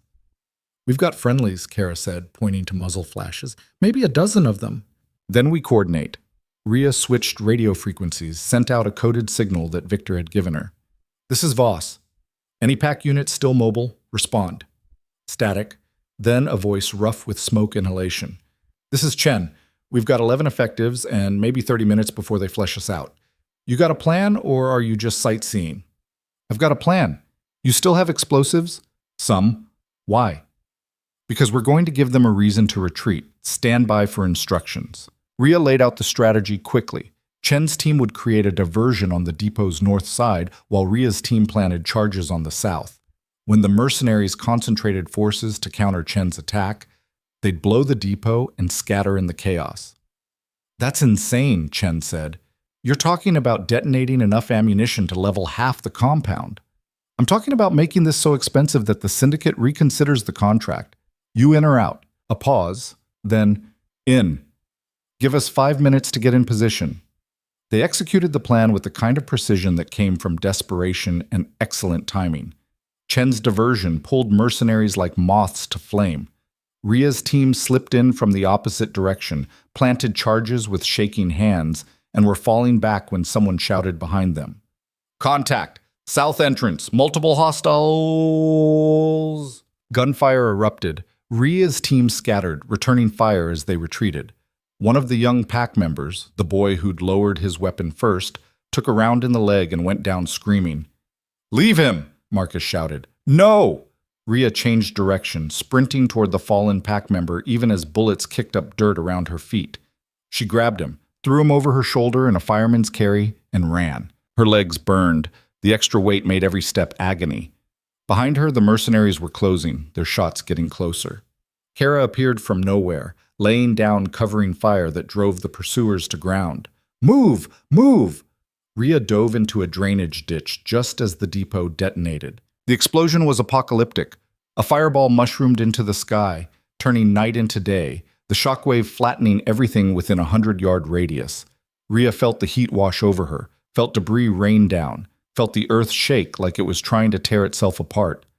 When her ears stopped ringing and her vision cleared, she looked back. The depot was gone. Just a crater, flames, and scattered wreckage.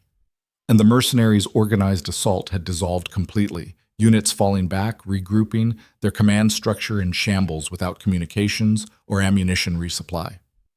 Did we just win? Someone asked, voice shaking. We didn't lose, Rhea corrected. There's a difference. Her radio crackled, Victor's voice urgent.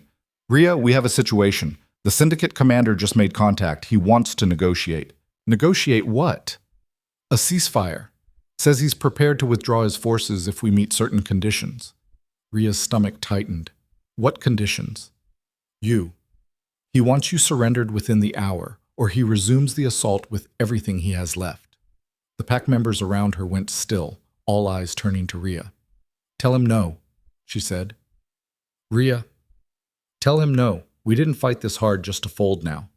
We're barely holding together. Another sustained assault will break us. Then we don't give them the chance for another assault.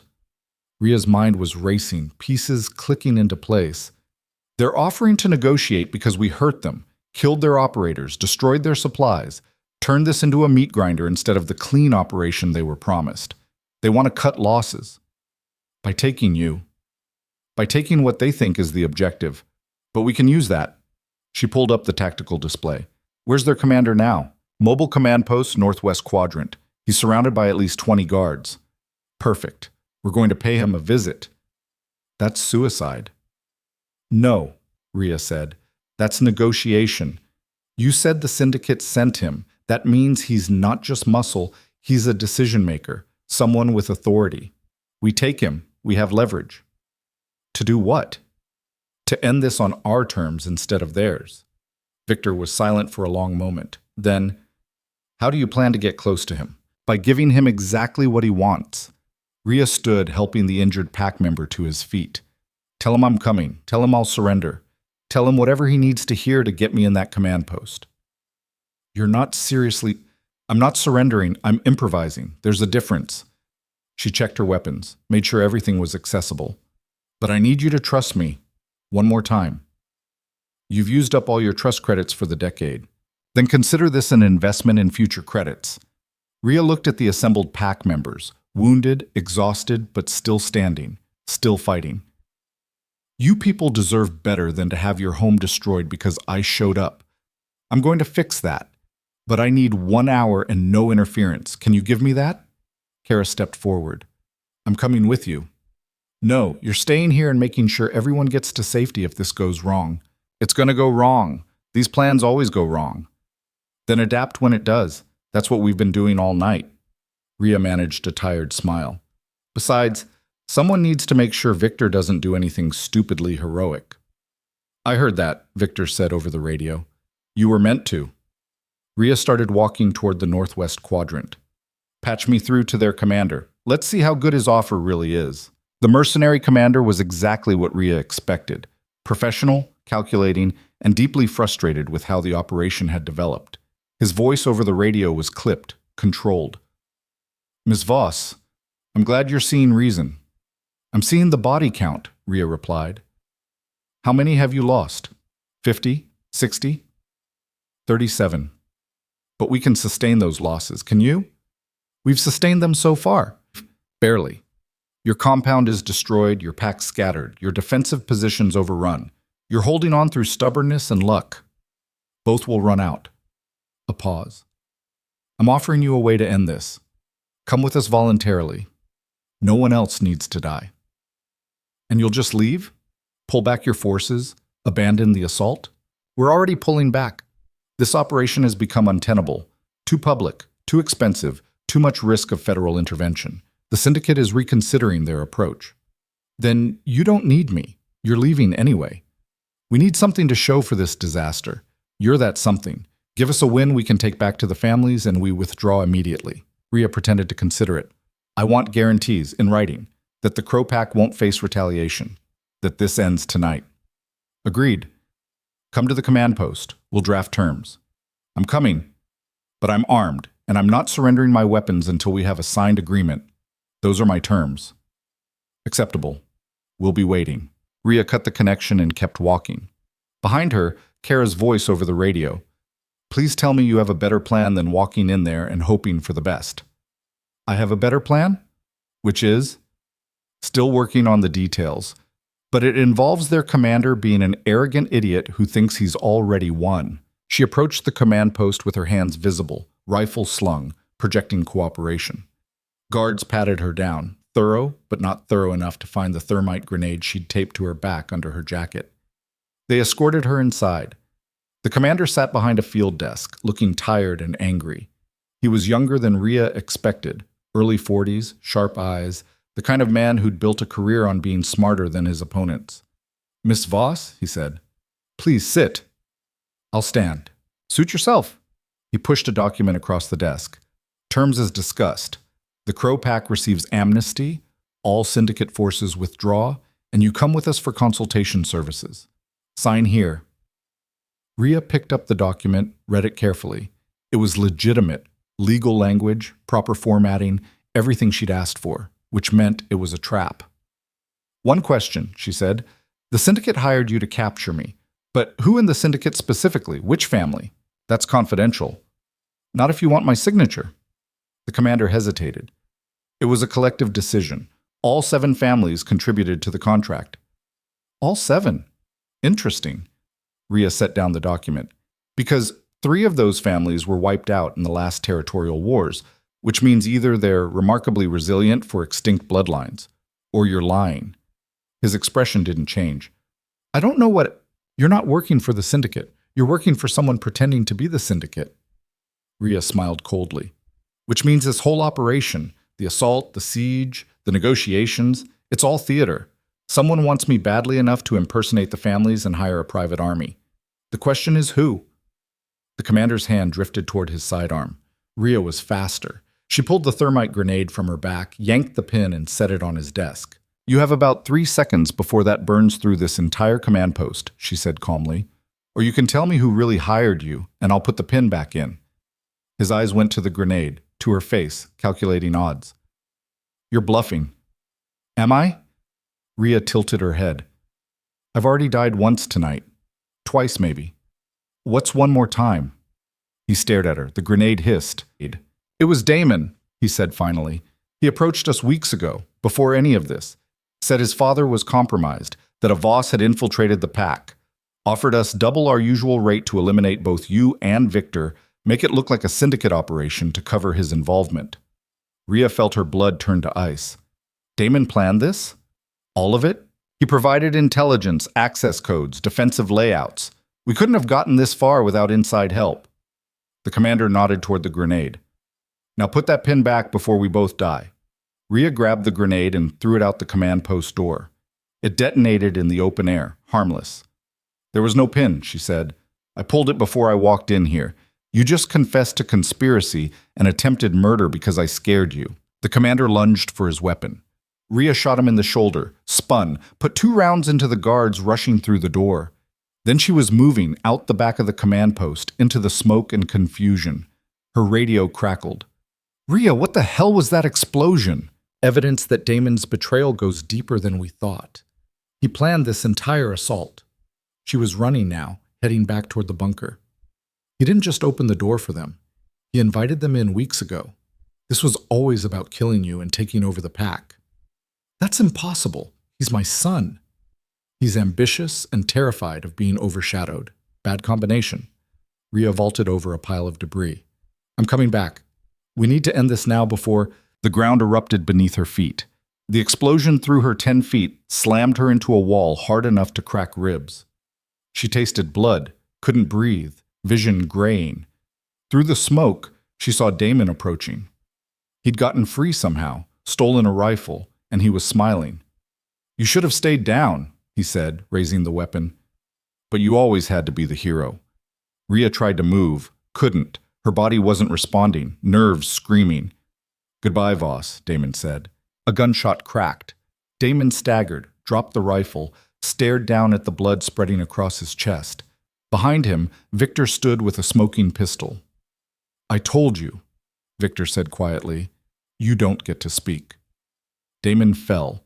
Victor crossed to Rhea, helped her sit up. "You alive?" "Mostly." She coughed blood. "Did you hear what I said about him planning?" "I heard. I'm going to deal with that, but first we need to get you medical attention." "The mercenaries are withdrawing. Once their commander went down, they scattered. Some are still fighting, but most are running." Victor's expression was grim. "You were right."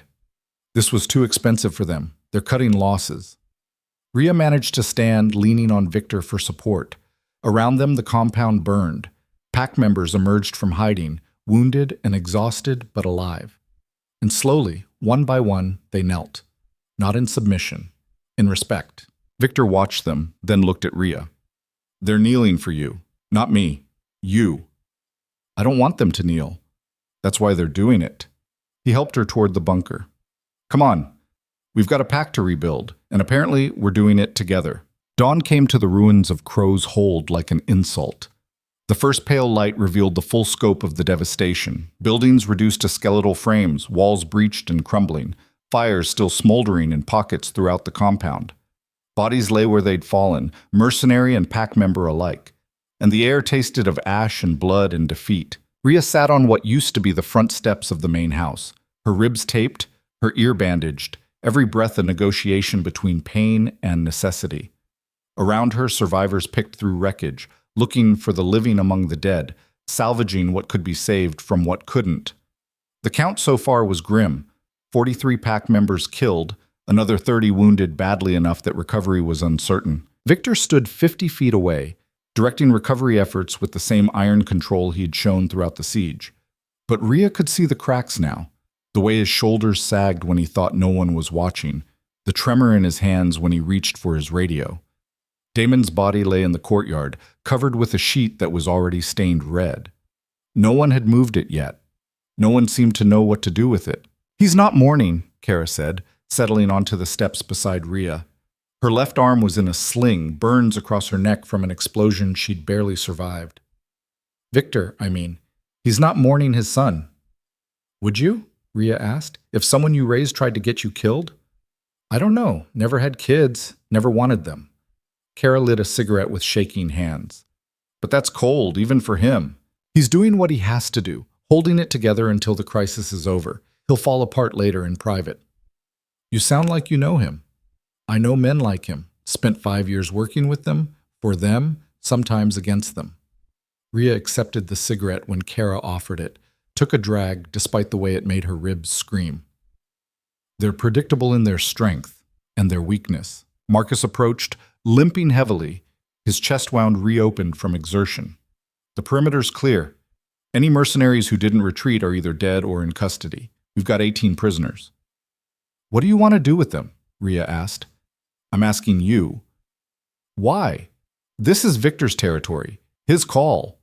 Marcus exchanged a glance with Kara.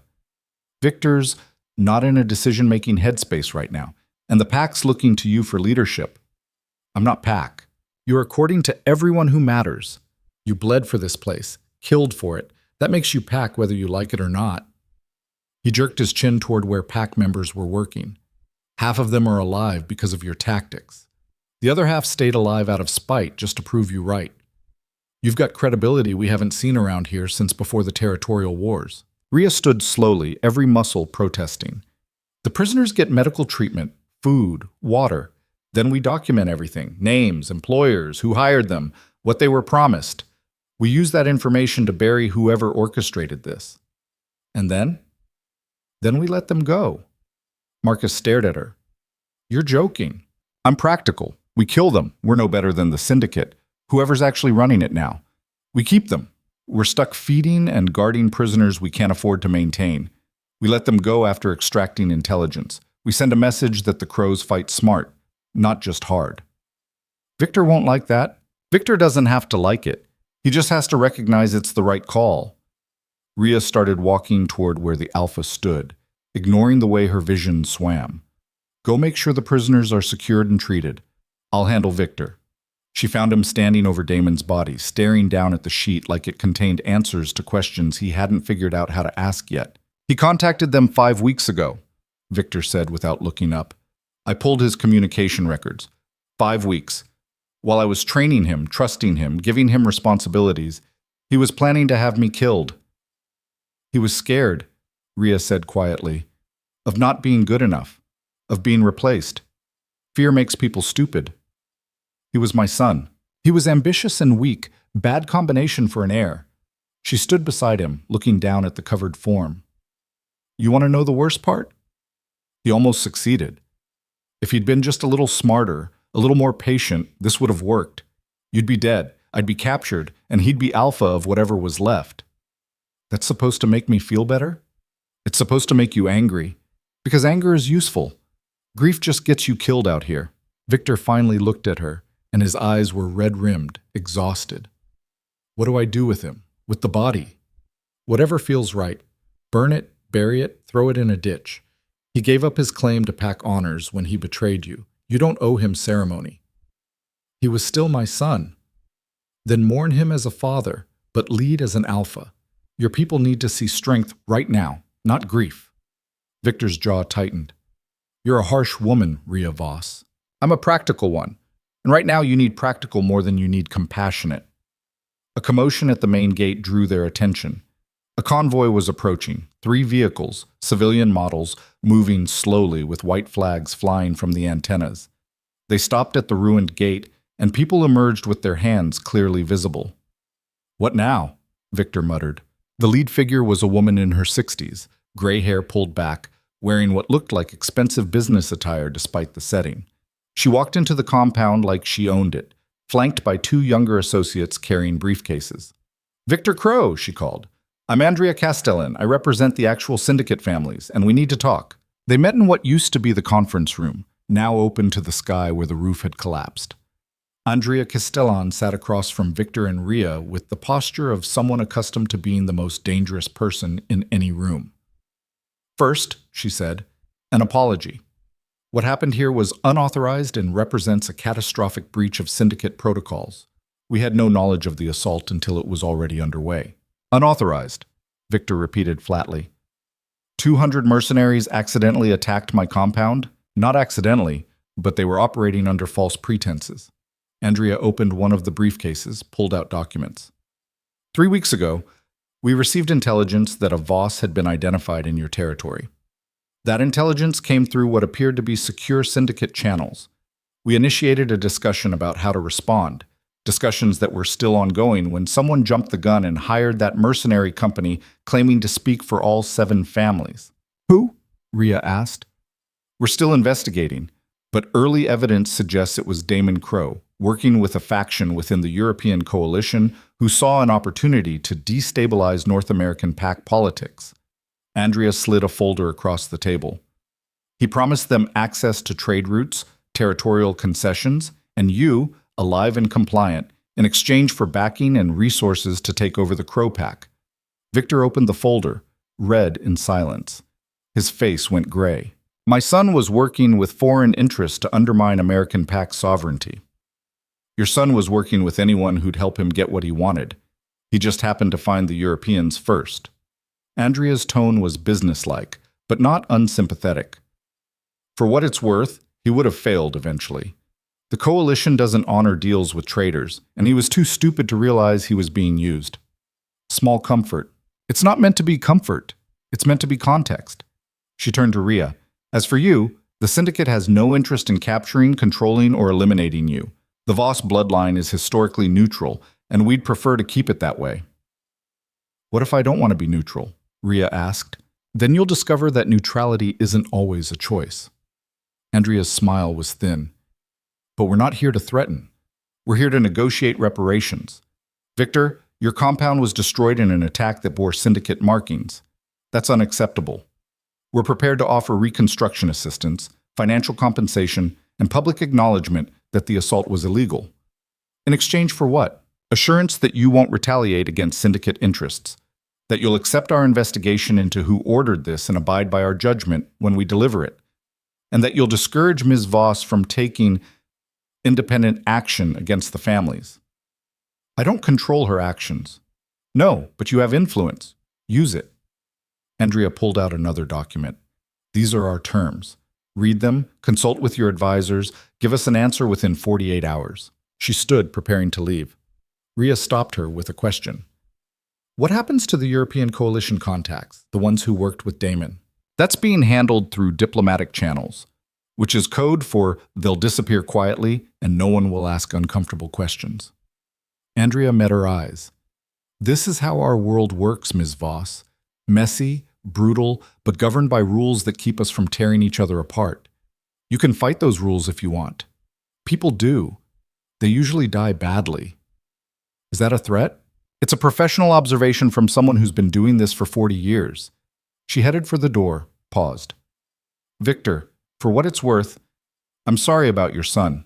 I've lost family to ambition too. It doesn't get easier. Then she was gone, leaving them with documents and decisions. Victor sat in silence for a long time, staring at the terms without reading them. What do you think? He asked finally. I think she's offering you a way to rebuild without making more enemies. That's valuable. It's also surrender, accepting their authority to police this situation. You want to fight the syndicate? With what? We barely survived a private military contractor. The families would flatten us. So I bend the knee. You accept reality, Ria corrected. There's a difference. You're not pledging loyalty or giving up autonomy. You're acknowledging that this particular fight isn't worth the cost. Victor rubbed his face, suddenly looking every one of his 52 years. I don't know how to do this. Rule without my son as heir. Rebuild without knowing who to trust. Move forward when everything I built is ashes. Then don't do it alone. Ria pulled up a chair, sat across from him. You said earlier I'm Pac whether I like it or not. So put me to work. I know strategy, logistics, how to rebuild from nothing. Let me help. Why would you? You could walk away right now, disappear like you did 3 years ago. This isn't your fight. It became my fight the moment Damon kicked me in that diner. And it became personal when good people died defending something they believed in. She held his gaze. I've spent 3 years running from my past, hiding from what I am. I'm tired of running. Maybe it's time I stood for something instead. Even if that something is a half-destroyed pack in the middle of nowhere, especially if it's that. Because this place, these people, they're worth fighting for. Worth rebuilding.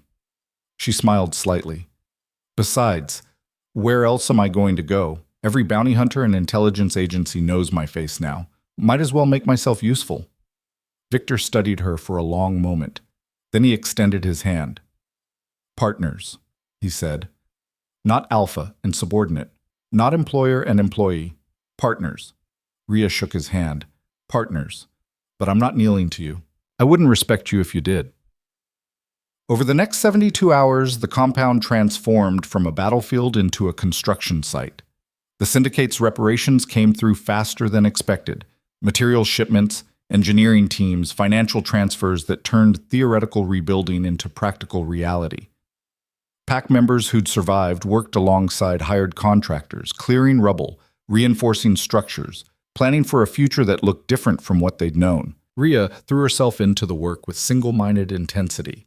She coordinated supply chains, negotiated with contractors, designed new defensive systems that incorporated lessons learned from the siege. She barely slept, barely ate, driven by a need to prove that the deaths hadn't been meaningless.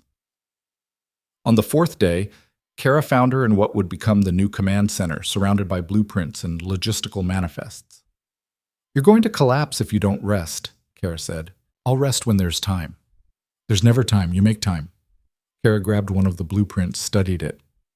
This is good work. Professional. But you're pushing too hard. People died because of me. I owe them. You owe them nothing.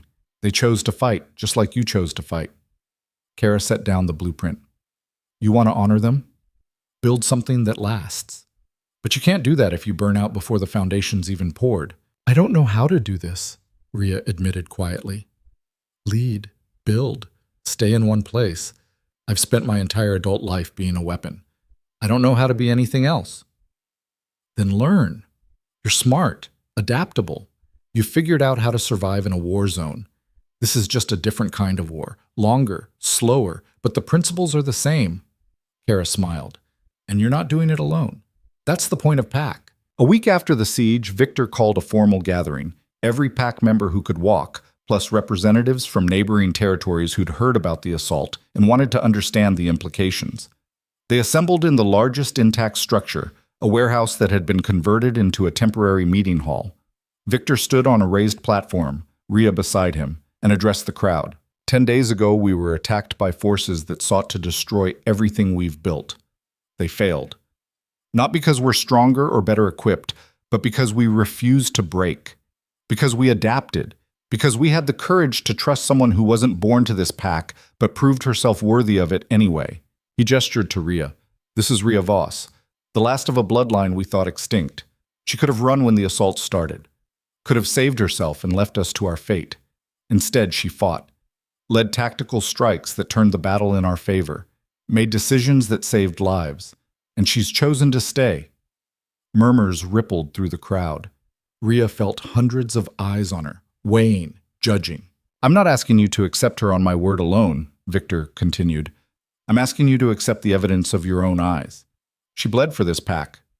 Killed for it. That earns respect in my book. If anyone disagrees, speak now. Silence. Then Marcus stepped forward.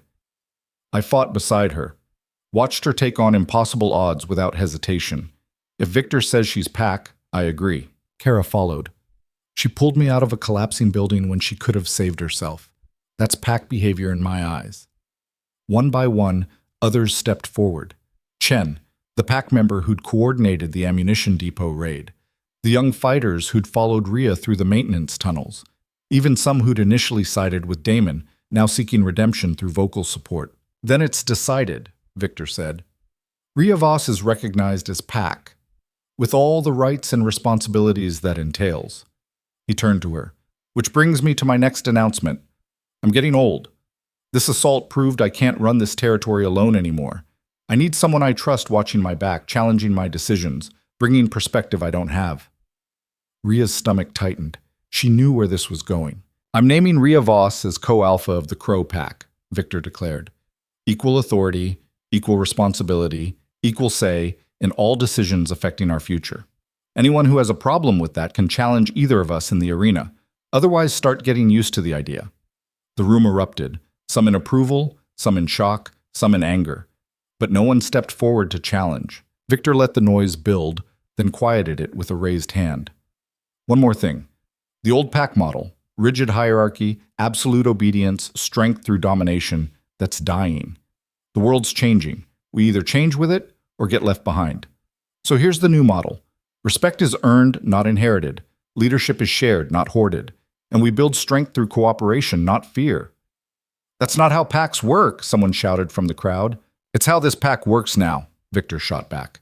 Because the old way got my son killed, my compound destroyed, and good people slaughtered. I'm done with tradition for tradition's sake. We're building something new, something better. And if you don't like it, there's the door.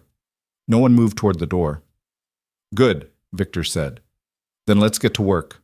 3 months later, Rhea stood on the rebuilt east wall, watching the sun set over territory that was starting to look like home. The compound had transformed. New buildings rose where old ones had burned. Defensive systems were modernized, and the population had actually grown as word spread of the new pack model. Refugees from collapsed territories came seeking sanctuary. Fighters, tired of endless conflicts, came seeking purpose. Families displaced by territorial wars came seeking safety. And slowly, carefully, the Crow Pack became something unprecedented, a coalition built on merit and choice rather than bloodline and force. It wasn't perfect. Arguments erupted daily over resource allocation, defensive priorities, how to handle challenges from traditional packs who saw their model as weakness. Rhea spent half her time mediating disputes and the other half planning for threats that seemed to multiply weekly. But it was working. Victor joined her on the wall, carrying 2 cups of coffee. Thought you might need this. You thought right. She accepted the cup gratefully. Got a report from the northern border. 3 families from the Lakeside Pack want to emigrate. They're tired of their alpha's policies. That makes 17 requests this month. We're becoming a refugee center. We're becoming a destination. There's a difference. Rhea sipped the coffee. People want what we're building, a place where worth matters more than birth, where you can earn your place instead of inheriting it, or destroying for it, Victor said quietly. He still didn't talk about Damon much. The wound was too fresh, too deep. But sometimes, late at night, Rhea heard him in his office, sorting through his son's possessions, trying to understand where it had all gone wrong. The syndicate's asking for a meeting, Rhea said, changing the subject. Andrea Castellan wants to discuss formal recognition of our pack model. Says other families are watching what we're doing with interest. Interest meaning they want to undermine it. Or co-opt it. or legitimately adopt it. Rhea shrugged. Either way, we're influencing the broader conversation. That's worth something. It's worth getting us killed if we're not careful. We're always careful. That's why we're still alive. A commotion at the main gate drew their attention. A vehicle approaching, familiar Mercedes, Andrea Castellan emerging with her usual entourage. She's early, Victor muttered. She's making a statement, showing up unannounced to prove she can. Rhea set down her coffee. Let's go see what she wants. They met Andrea in the new conference room. Glass walls, modern furniture, the kind of space designed for negotiation rather than intimidation. Impressive rebuild, Andrea said, settling into a chair. 3 months ago, this place was rubble. Now it's a functioning settlement. You work fast. We're motivated, Victor replied. What brings you here unannounced? Politics. The kind that affects you whether you want it to or not. Andrea pulled out a tablet, displayed a map showing pact territories across North America. The traditional families are fracturing. Half want to maintain old hierarchies, half see what you're doing and want to modernize. It's causing instability. Not our problem, Rhea said. It is when that instability threatens to spill into your territory. We're looking at potential civil war within the syndicate. When that happens, neutrality won't be an option. You'll have to pick a side. Victor and Rhea exchanged glances. We're not picking sides, Victor said finally. We're offering a third option. Join us. Adopt our model. Build something new instead of fighting over the corpse of something old. Andrea smiled. I was hoping you'd say that, because that's exactly what I'm proposing. A coalition of reformed pacts, united under principles of earned respect and shared governance, with you two as founding leaders. That's insane, Rhea said. We're barely holding together one pack. You want us to coordinate multiple? I want you to provide a blueprint others can follow. You've proven it works on a small scale. Now prove it scales. Andrea leaned forward. The old order is dying, whether anyone wants to admit it or not. What comes next depends on who's willing to build it. That could be you. Or it could be whoever's ruthless enough to seize power in the chaos. What's in it for the syndicate? Victor asked. Stability. A peaceful transition instead of decades of bloodshed. An influence over the new order rather than irrelevance in it. She stood. I'm not asking for an answer today. I'm asking you to think about it, because the choice is coming whether you're ready or not. She left them with documents and decisions, same as she had 3 months prior. Victor stared at the map, at the territories marked in different colors representing different factions, different philosophies, different futures.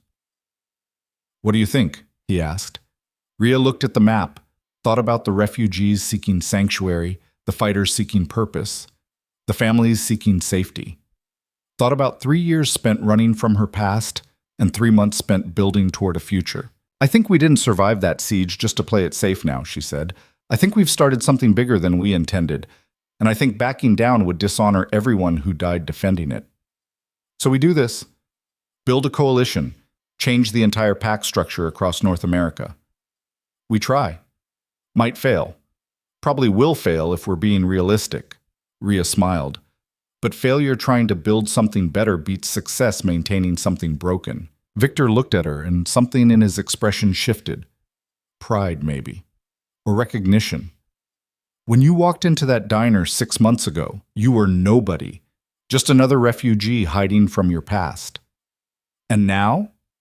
Now you're the most dangerous woman in 3 territories and possibly the only person stupid enough to think we can change the world. He extended his hand.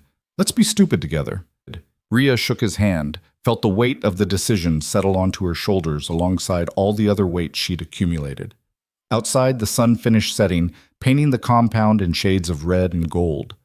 Pack members moved through the courtyard, heading to evening duties, carrying on routines that had become traditions in just 3 months.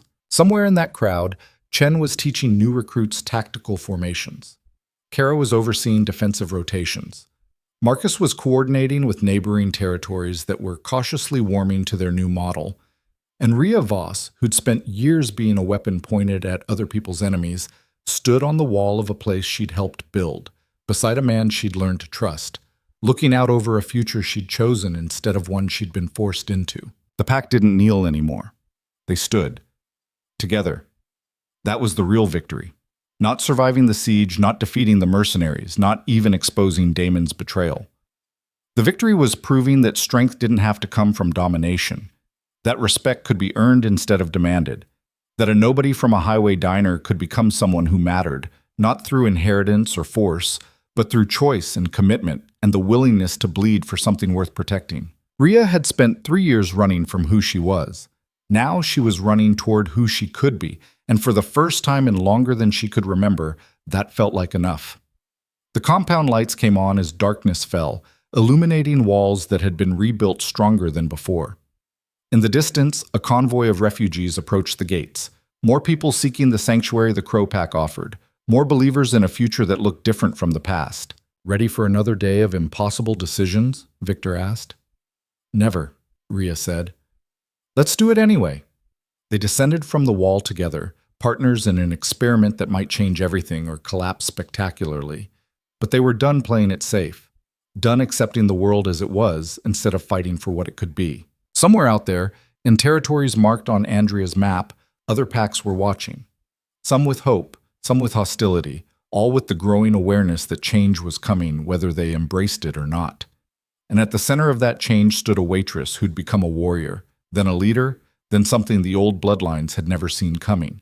A bridge between the brutal past and a possible future where survival didn't have to mean savagery. The wrong target had become the right catalyst, and the frontier would never be the same.